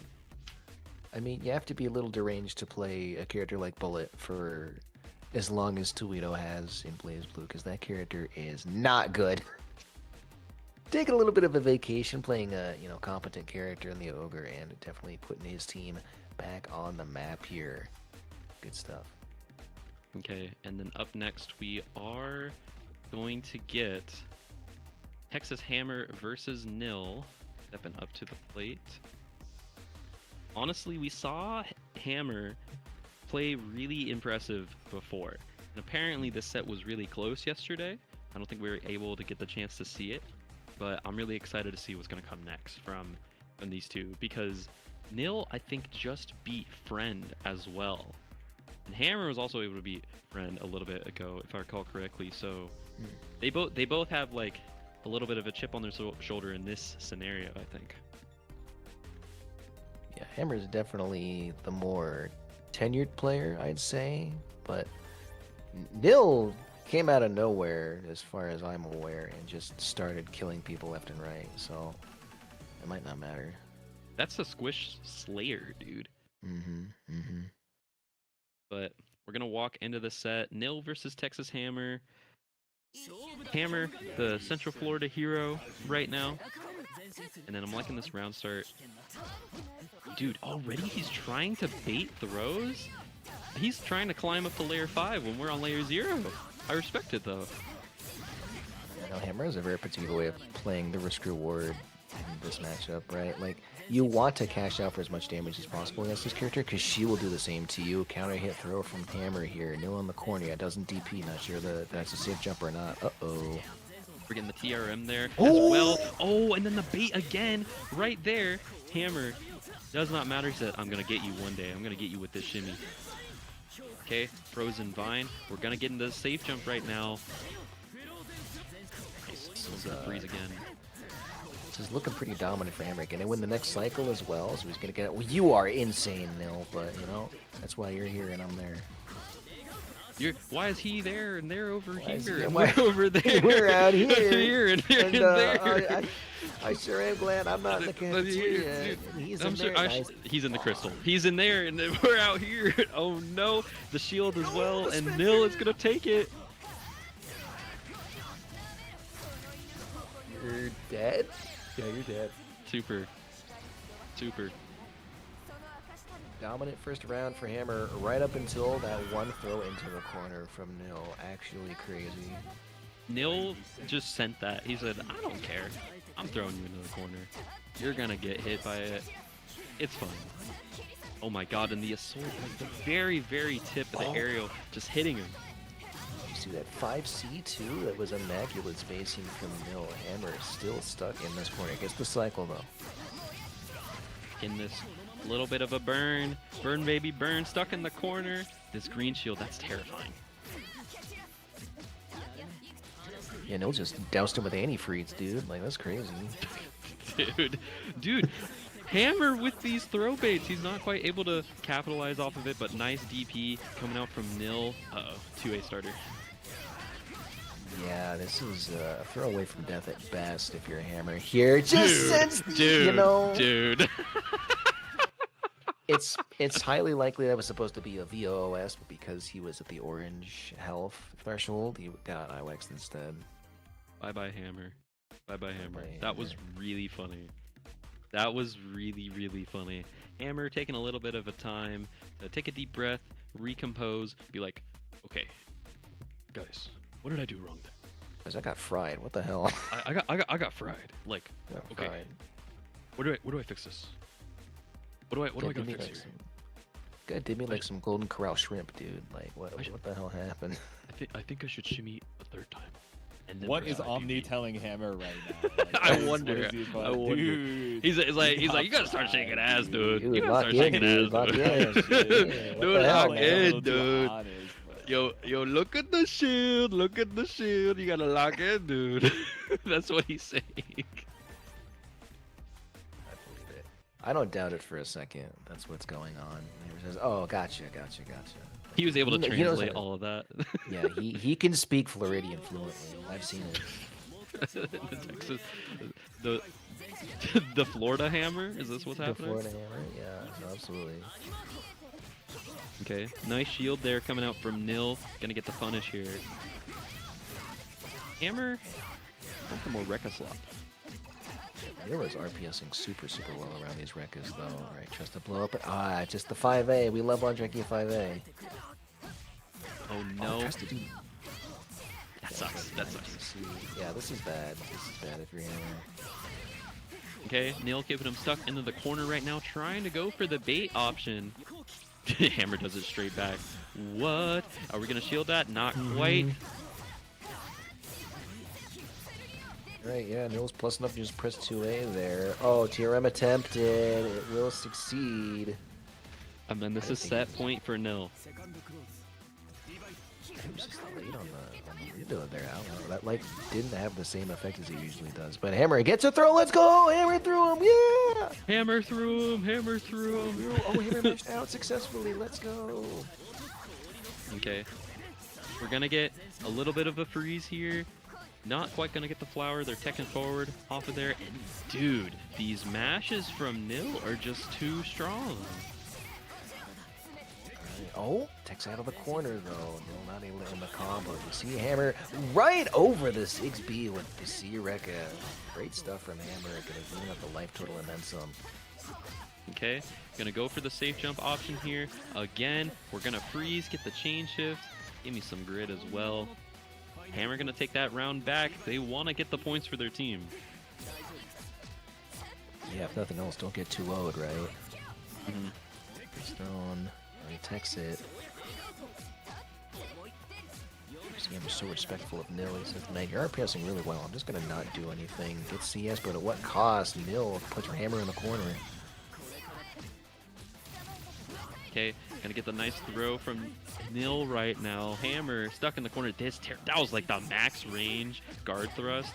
What the hell, Hammer? Okay, nice force function. Nil doesn't space the force function exactly correct, but still gets to CS after 6 FF. How does Hammer know how to mash out on this man, dude? I'd be terrified. I'm terrified right now, and I'm just watching it, man. Oh my god, and then we got the bait again. Hammer, his conditioning has begun. It's working now. Okay? Gonna go into the 2-2-X, but the back throw. Nil doesn't care. Nil does not care at all. Keeping the pressure going off of the drill with the buff. Blocking all that Hammer. Oh no! And then they're gonna get the cycle here, pop into the CVO, and that is lights out for Hammer. And Nil is gonna take it with an IWEX of his own. A little bit of blood in the wound after that failed IWEX from before. Nil is just so good at RPSing constantly with that. I feel like I know it was a close set last time. And I think with the data from last time, like, oh, okay, I know kind of how you're playing the situation now. I'm just gonna kill you for it. You're gonna die. You're gonna hold this. You're And Goodbye. You're dead. Goodbye. Nice knowing you. goodbye. Good job. Bye. But Goodbye forever. See you Goodbye. tomorrow. Goodbye. Hey, goodbye forever. Goodbye. That was a pretty good set. I like that set a lot. It went pretty even, all things considered. Nil's gonna eke it out in terms of the point totals, but super even. And speaking of even, with that set, Mario actually took back the lead by a single point. And he's not even playing today. Like his coaching is so good, man. His coaching's so good. Like it's like at the end of the day, oh, the coach is playing. Yeah, Mario's gonna, he's gonna mess some stuff up. That's to be expected. But the coaching aura, the California pizzazz. I don't know what I'm saying. From Mario, is just gonna let his team take the lead back. That's crazy. California Like I said, y'all pizzazz. seen this run Dink is on? Wait, let me scroll down because we have the set wins and set losses auto updating on the left side of the score report sheet. So let me actually check in. How is Mr. Dink doing? Where can I find him? Oh, He's Michael 4-1 Dink. That's right what he's now. labeled. He's 4-1. What 4-1. the hell? This guy's kind of gaming, actually. He has the What second the most points from round robin 2 right now. Followed up only by Yejin, who is also 4-1, but I think had a couple more 2-0s, if I'm not mistaken. I think I'm looking for the set that Mike lost, and it was to Lennox. Lennox was the only person to beat Mike, and every other person Mike has fought has been insane. I think I'm still thinking about his set versus Yejin. That is set of the night, in my opinion. That is like such an amazing set between these two production people, and the fact that they were able to put on like a really good under night, that was fire. That was fire. I think it's also kind of fire to be like, you'll see this run Dink is on. It's like, oh, he's 4-1. Oh, who beat him? The guy who told us to The look guy at who Dink's told run. us. He's like, yeah, guys, by the way, guys, that one this guy is that pretty beat him, funny. yeah, it was me. Yeah, it was me. Hey guys, Yeah. like I'm the guy that beat him, dude. But like him though, like that's humble Yeah, him brag, though. humble Yeah. But brag. like, I beat the guy that beat Asian, though. You know? So, like, I'm just better than calling you all the of them. paper in this analogy. Yeah. No, I mean, there I must be figure that's transfer not why property. you said it, but it is kind of dope that it worked out that way. It, So, yeah, it is there's really some true. new demons kind of emerging in round robin number 2. Yeah, the demons are coming alive right now. And speaking of which, Zippy is 5-0 in their tier. Jurassic Ori is 5-0 in her tier. So there's still some undefeated people coming out the woodworks. Barbar also 5-0 in his tier. There, what the hell? So there's a lot of demons coming out tonight. But we are gonna walk into this final set on the mainstream. It is gonna be Team Tama versus Foxov. And as a reminder for you guys as well, there is one more round if you're seeing the score reports that's going to be happening after our last stream match. So you guys are actually free to disperse into those. I can't even call them off stream, right? Because they're also as much the main event as we are on this quote-unquote main broadcast. So hopefully you guys have been tuning in to all of those different POVs, seeing how the teams are kind of either cheering each other on or, you know, opening up some space for coaching. You know, there's always... It's fun to see the difference in teams that are like, okay, guys, I need you guys to clear comms. I need you guys to lock in right now. I need to coach. So don't say anything. Versus, it's like open PC, no one ever mutes or deafens, and then when their teammate gets TRM, they're like, bro, why are you teching there? Stand techer. They're like, guys, please stop clouding me. I'm trying to get points for our team. They're like, hell no, bro. We're getting owned. So it's a rite fun of to see the passage. dichotomy. Yeah, exactly. Look, you've got to, if it's not on stream, you got to have the homies flame you for getting stand teched. All right, that's a clear tradition at least. That's at least since Clear ST that we've kind of razzed on people for doing that. But Like, I That's can't okay. stop stand teching. I can't stop stand teching. Like, I'm just so addicted. I can't do it. I can't put just down one more, the- just one more. I can't can put stop down whenever. the Just thing. one more. I can't Just one put more. down the cup. Just one more. I can't put down the cup. I need to Me get. and my Stantec shaped cup. I don't know. I need to Got get my a tick. dealer. I need to get a sticker that says Stand Techer on it and just put it on the cup. So I can't put down the cup. All right, now, as we said Can't you earlier, only Stantec? Okay, that used to be the case, which is why I was so confused going into Uni 2. But you can crouch tech that. But it's just like a holdover from when that was a sign that you were Stantecing. So for so long, I was like, how did they know they're standing? I'm just confused because you could do 4 AD or you could do 1 AD. But how did they know they're standing? Do they just see like the fabric of this person's soul and they know that they stood up the tech and they're like, no, that's just what we Yeah, said. just throw I'm like, with, okay, yeah. got it, pog. yeah. Buffed in this version, just saying, we're seeing a lot of stand techers now. They all laughed at me in Clear. I made an organization that I will not name on this broadcast, but they all laughed at me. They're like, no, I'm never going to be a stand techer. I'd never join your organization. And now everyone's doing it. I was hip before it was cool. That's all I'm saying. But Now, before we walk into this next match, I do want to mention it is going to be Ultima Shadow X versus Seabats. Both of these, the biggest content creators that we have in here, other than Diphone. But I'm really Just excited to asterisk, see this asterisk. set. I'm really Yeah. excited to see this set. all right. This matchup got a little bit harder for Sarugi because they did buff the startup of full on 3C full screen low. 660 round start. Seabat's more than ready for it though. That's crazy. Seabat's just fading away. Says, all right, I know you don't have the 100 for 236C, but I'm just going to let you run into me, you know, with this grounded approach and then fade away with the ICJC. And waits out the BBP as well. Seabat's is the game plan down right. Seabat's very good at just waiting and seeing, right? We see there, what a 6-6 on Waker from Ultima. Oh my goodness. Top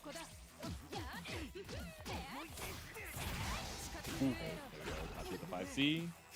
You see Seabat's is like whiffing after this string. I don't know if he's like misinputting a fireball follow-up or what, but Yeah. Ultima kind of got away with it. Ooh. Okay. Just pulling up. I mean, you got such a health lead. Your brave, right? Oh, your bravery is immediately being brought back down. Alright, pulls up for ultimate shadow to bait out the DPs. That's 100 meter down. We still have CS for wake up. I was so scared that was going to be like a dead zone and he was going to get it. To be honest. I honestly thought it would be. I'm surprised it's not, but you know, that's Yeah, the world we live in. I'm about to pull up the Mizumi on that one. Yeah. Send it with the preemptive FF because now that, you know, you mentioned this earlier, right? Just policing the ground with 3C and making Ultima not feel comfy pulling up with the armor. Now we're just going for a lot of these anti-airs to be like, okay, you also cannot jump or something. See that's, we've seen this from him all bracket. Just has preferred range. Oh my goodness, what a 5A to whiff punish, but 5A from Seabats, but unfortunately does not cancel in time, and Seabats is going to get a punish here. Render, run up. Yeah, we tried to mash out, but gets caught up in the meaty 6-6B. So now Seabats with the fireball secures game 1. I think I saw 5B start up there. That might have been a misinput 6-2-3B from Ultima, unfortunately. But it's alright. Lock in. Nice! Right, but okay, run up 3C. It's okay. It's alright. It's thrown by Seabats. Just gonna throw him right back, baby. This is Guilty Gear. Alright, the mash out.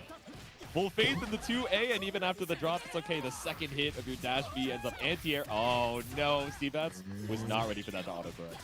Oh no! Oh!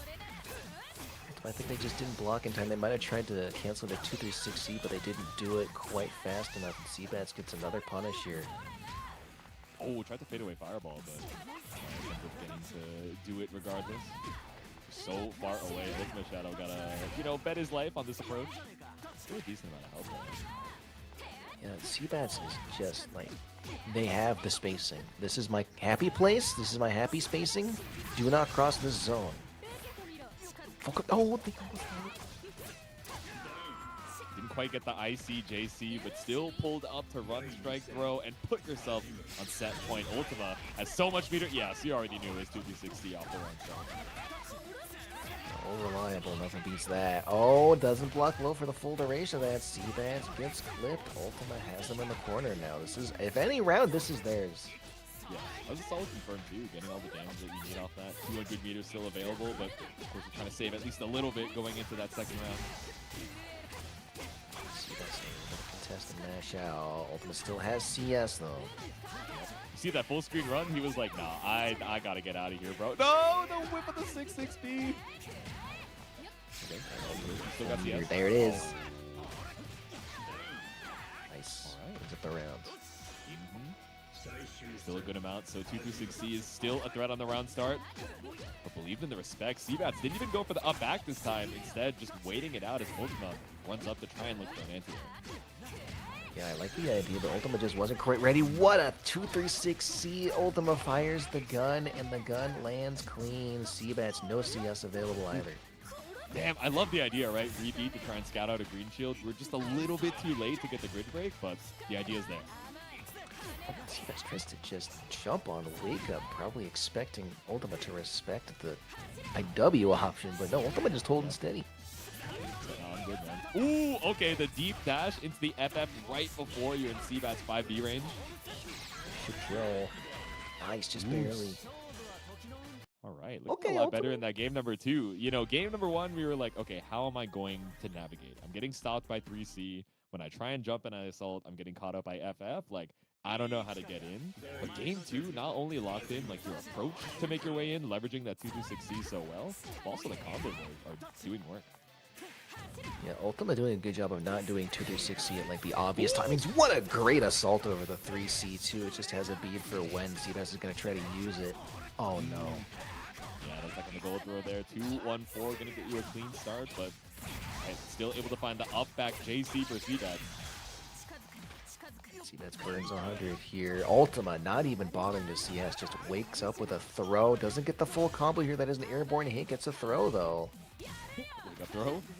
It's like, well, you want to DP so bad, but Seabass didn't have 100 for a reversal option, so that is life on that one. Your Ultimate, yeah, there you go. Oh, could have Solid red miss.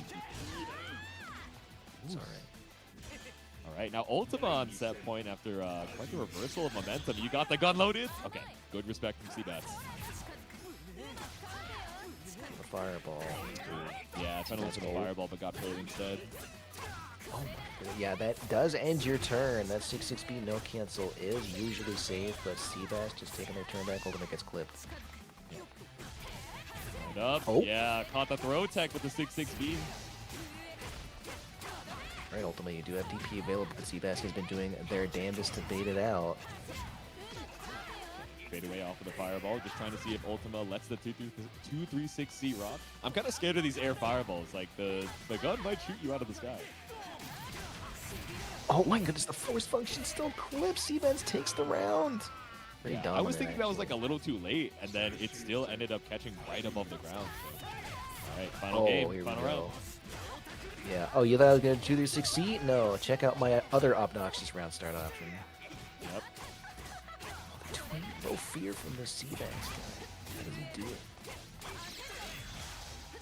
Full confidence, 63C, and now we're running out to the full screen. The last time we saw this, the full screen was working, but we ended up trying to go for, you know, a little bit more of a point-blank situation, and didn't work out. So Seabass is like, let me do what works. No, the whip on the JC. Be a tough one for him.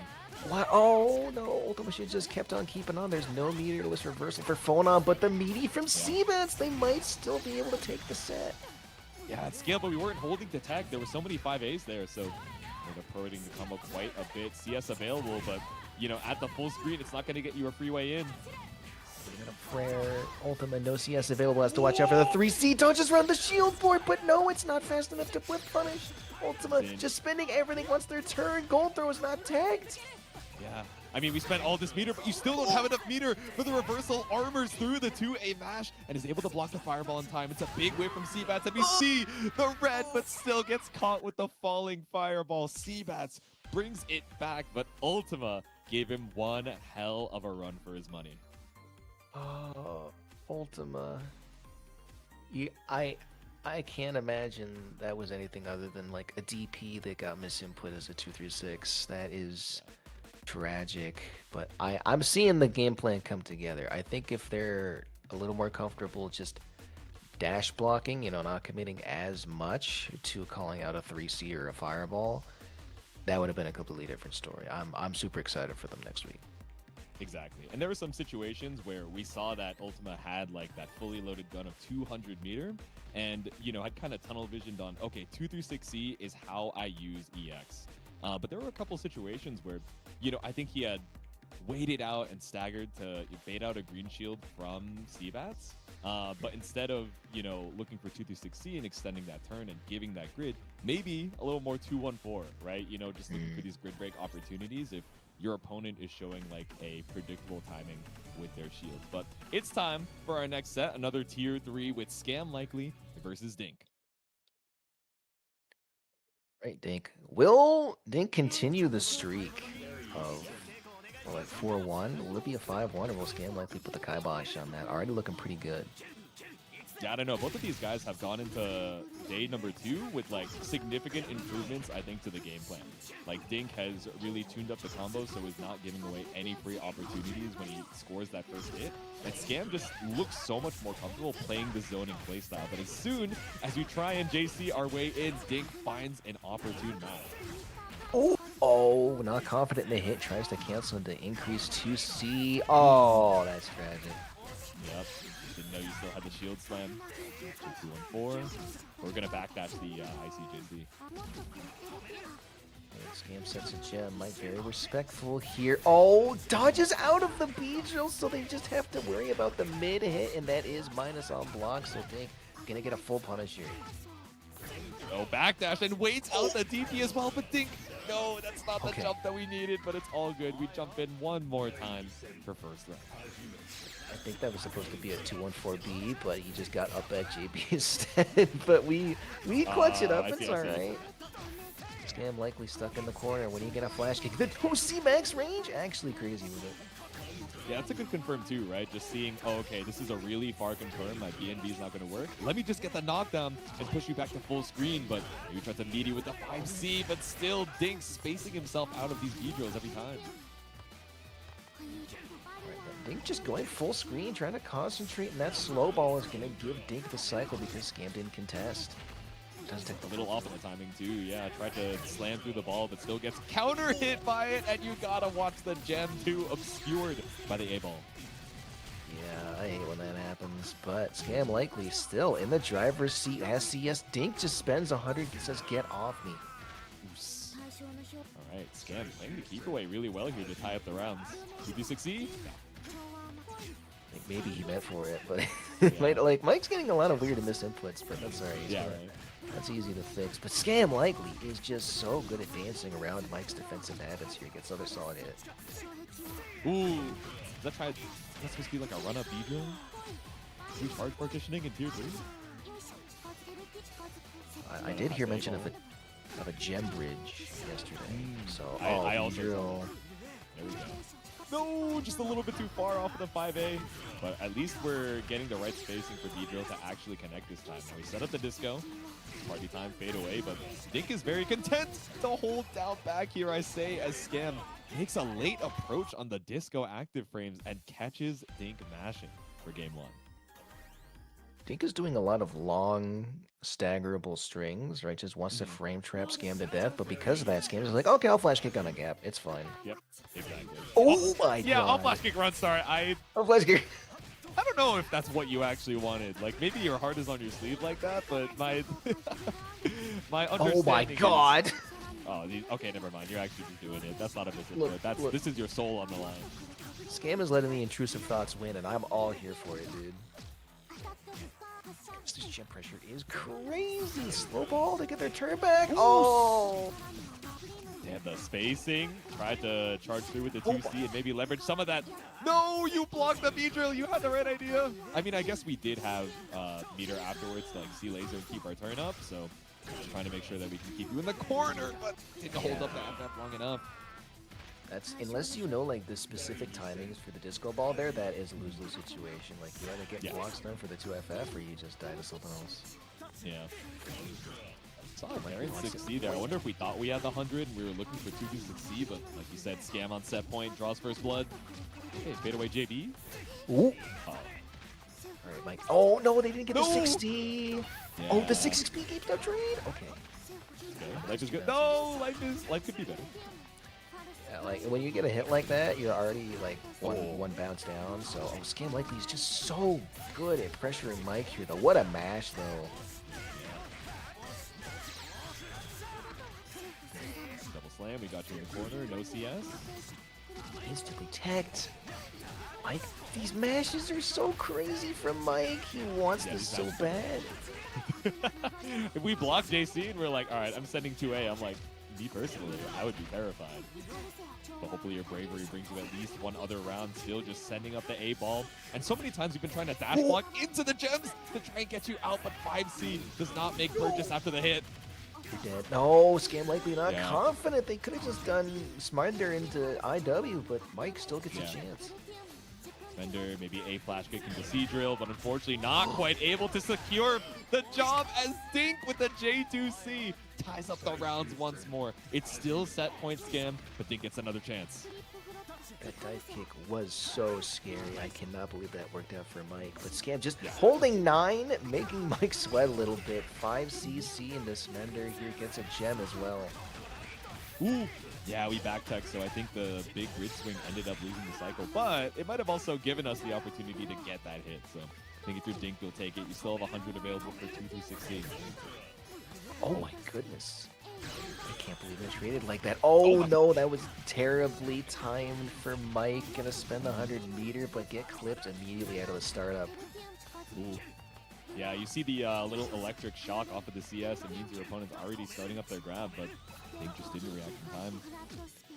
It's hard to like recognize that and either Yeah. dial in the DP. Like, you're like, I just want to turn my brain off. What a crazy contest from Scam Likely, actually. Slowly whittling down Mike's health with these lasers. Yep. Gotta be careful. 2, 3 more lasers might be enough. So much. We're chipping away with the disco. One more laser is lethal, and we tried to act thinking we had some more time between that last volley. But Scam is actually going to take it 2-0. I'm very impressed by how Scam played that. I'm not gonna lie to you. They didn't really overextend. They're just like, no, I'm just gonna make you come to me. It's okay. I don't need to mess around with it. I'll maybe do a B drill once or twice, but like, I'm just gonna put stuff on the screen, and if you get hit by it, it's your fault. Yeah. We're definitely seeing some dead zones, in the pressure occasionally when Scam is like, oh, okay, let me show Assault JC as this really pesky way of controlling the skies. And then the point blank pressure maybe left a couple mashable gaps, right? That Dink was definitely taking advantage of. But like you said, right, in terms of the zoning, like it is looking so much better than yesterday in ways that it's like, baiting your opponent into betting everything just to approach.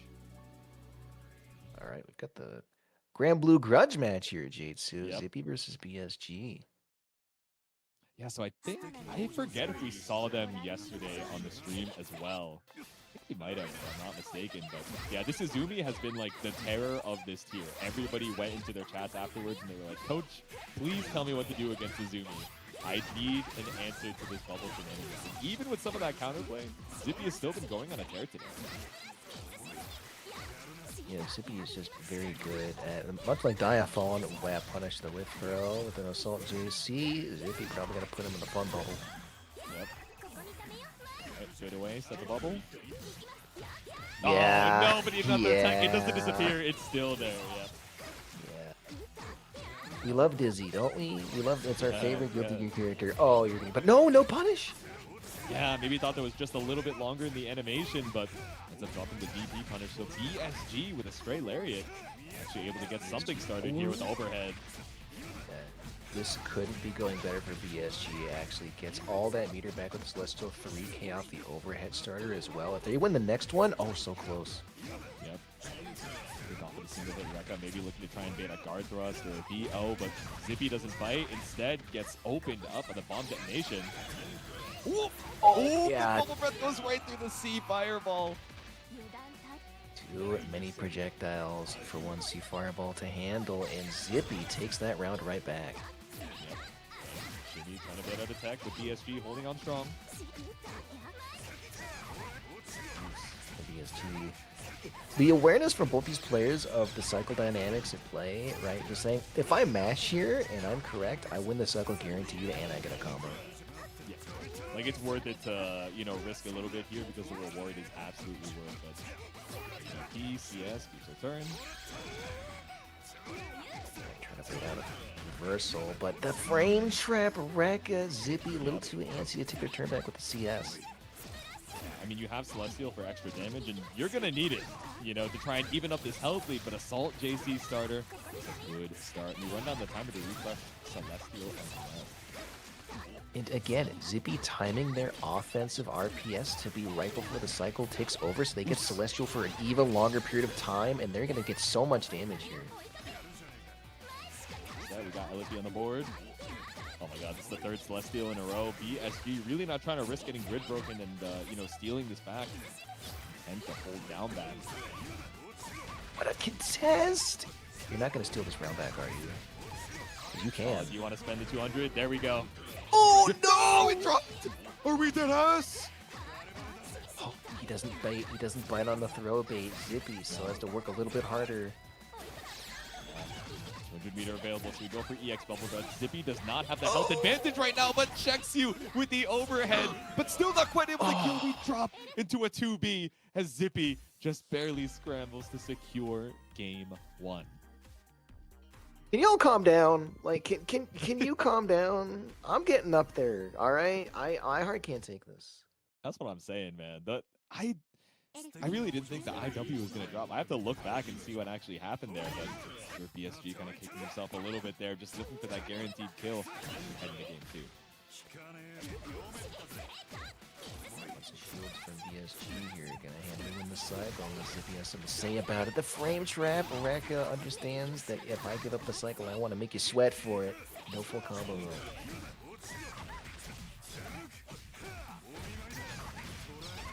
BSG, despite taking some hits. They're just on it, dude. Run it up with a low Rekka, but just wait for the FF after. Presses 5A. BSG unafraid of whatever Zippy's doing after that CS situation. Has a 100-meter in the bank as well. Punch on through. There we go. Finally finds a frame trap here that Zippy ends up biting on. 100-meter available. We're gonna try and You did not. The next one, Rising JA. Let's scratch our way out of the corner. That is crazy. I don't think I've seen that from Zippy at all, but Yeah. that's what makes it so strong. Oh my god. Ogre 5A, we might have to start a dialogue about that button, Yeah. dog. I'm gonna be honest. We saw the immediate matchup. That's like the first time we tried going for like the air dash from Izumi, and then immediately BSG was like, no, you are not going to play with that. Oh my god, multi-hitting lows. We love them. We love them, folks. Alright, bomb is dead. No. No way. You can't just get hit like that and drop a combo, man. BSG happy about this. Ooh, okay. Sent out the fireball. Still able to catch the EX startup Galarian in time. No! BSG, they're getting these hits, but they're not just finishing their food, and I say that. BSG takes game 2. There you go. Still able to scramble into one more hit. These like awkward aerial confirms and just thinking to yourself, okay, I have to be ready to jump cancel sometimes on reaction to those awkward starters can be so tough, right? That's really only something you get through experience. Alright, 1-1. BSG takes the initiative, but just a delay match from Zippy here takes the first hit.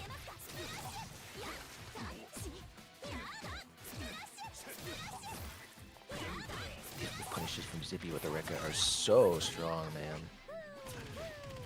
Keeps you locked down in that spacing trap. Yep, see bubble.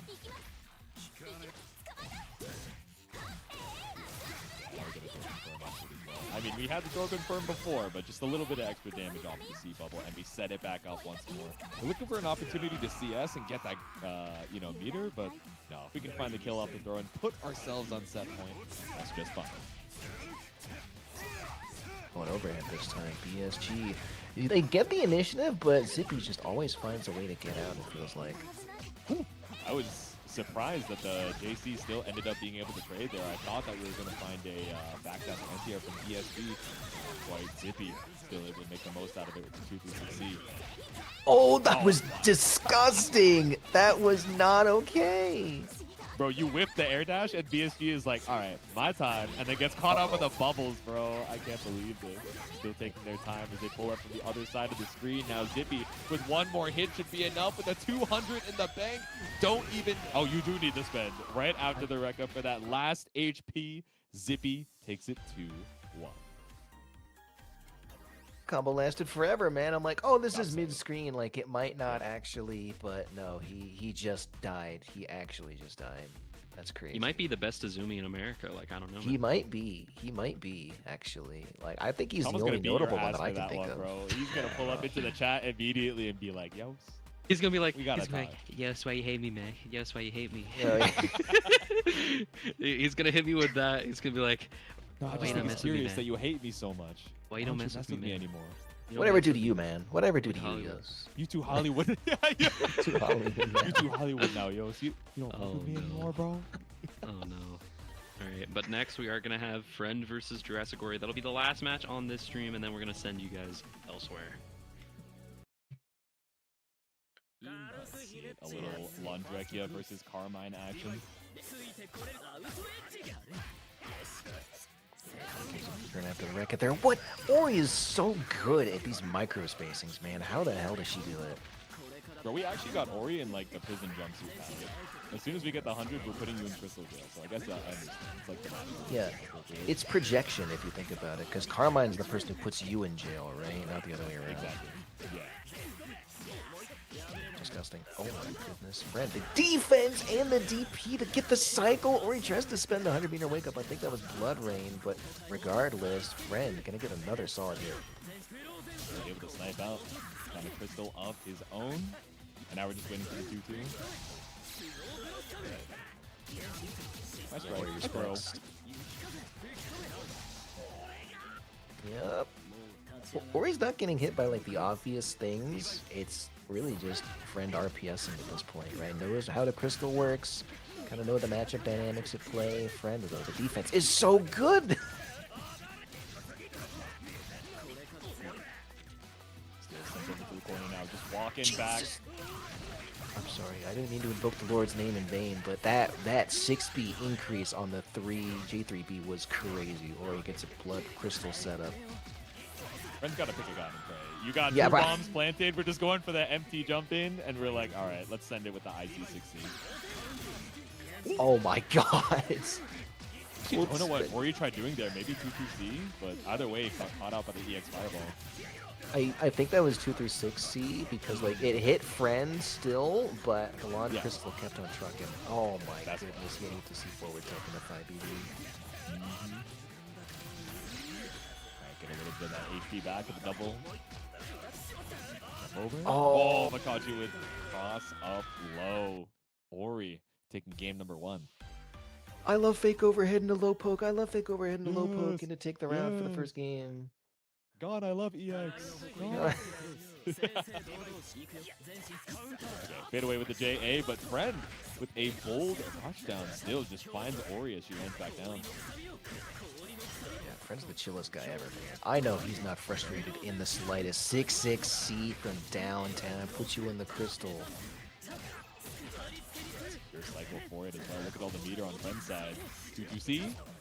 Version. Blossom CS, are you doing anything? No? Alright, let me just keep my turn here, Friend! How does he do it, man? J3B, J3B, are you dead? Assault J3B whip is so rage bait, man. I look at it and I'm like, yeah, I get hit too. Alright, Done. Friend, round out with a perfect. Oh my god. We just died there. 2-6C round star. Friend just backs off, says, nah, I'm good. Or C, we trade. Put it out off the 6B. Friend content to just chill here. Knows he's gonna win the cycle. Celestial, but at what cost? It's a throw. Another force function from Friend gets all that meter back. Yep. For you, we have all the meter in the world for 2-2C. Oh, no, doesn't do it. Oh, Jeep. Set the wheel, jump back out once again. Jump forward 2, and it's worked out once, so Ori will do it again, and all the meter in the world here. You still get a refresh after the CSIW. Yeah, they're just taking turns playing each other. I feel like we've seen this dynamic before today. Yes, yeah. We saw it in Ogre versus Azumi, and now we're seeing it in Laundrekia versus Carmine. You know, history repeats itself. Just a beta throw. Alright, ensure the plus frames go uncontested from Friend. Or he's just hammering away at these back days, just trying to bait something, but Friend not having it. Able to find another CSFF. It's a little DP action, but Friend can return off of the block correctly. I need Ori to bait these force functions, but you know, we're just gonna get you with an overhead from half a screen away. It's fine. Yeah, tried to go for throw tech there. Thought that we'd have an opportunity in between the wheels, but now instead Ori just letting the wheels do the work. Yeah, dropping that combo is actually huge for Friend here because now he can take like minimum 2 throws, right? Doesn't have to worry too much about the funk situation. Another force function, the success rate is crazy. What are we looking for? You spent your 1 EX. You got one more in the bank. 6B just chipping away at Friend's HP. So patient for the cycle. Ori respectful. Oh no. Ori takes it 2-0 over Friend, the 2-1-4C of the gods.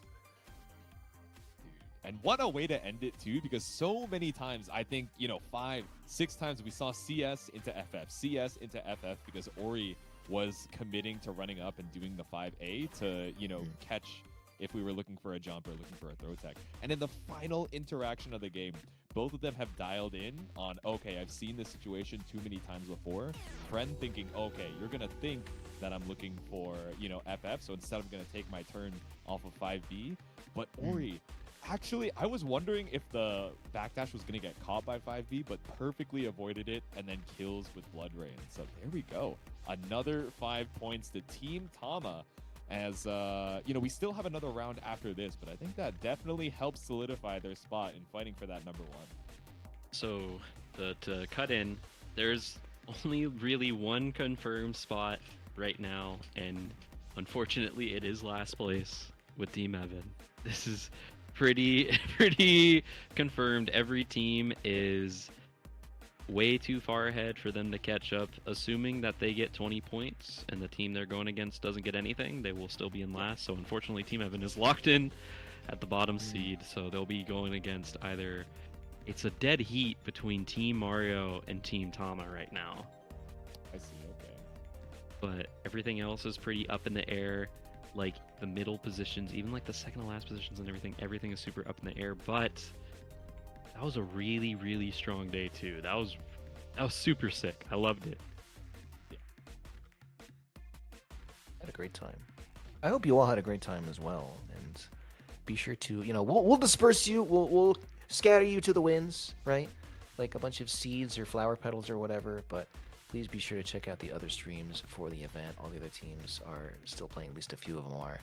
And for the mainstream, we'll see you guys back here on the 20th for the finals, and I'm excited, man. This has been a great time. Yeah, the amount that they've been able to level up just in like under 24 hours, especially with the coaches, no longer playing for the rest of the event. They are locked in to coaching alongside their teams, giving them advice if they want it, live during the actual sets as well. But yeah, these gamers have improved so much in just a day. So now with extra time to look over their footage, this whole 5 days up until the finals, even if you're coming in as potentially last seed or in the bottom half of the seeding, like what you're going to be preparing against. So I can't wait to see that come to fruition coming up this Saturday. Yeah, and but for now, we are going to say goodbye. I'm going to go ahead and get this raid started towards Proxy, but it's been great. Thank you everybody for coming through for Grid Break Day 2. We will have the final results and the top 8 bracket posted on Twitter later, so please keep an eye out for that. But for this final round of the round robin, we're going to send you to Proxy, so thank you everybody for coming through. We'll see you later. Peace.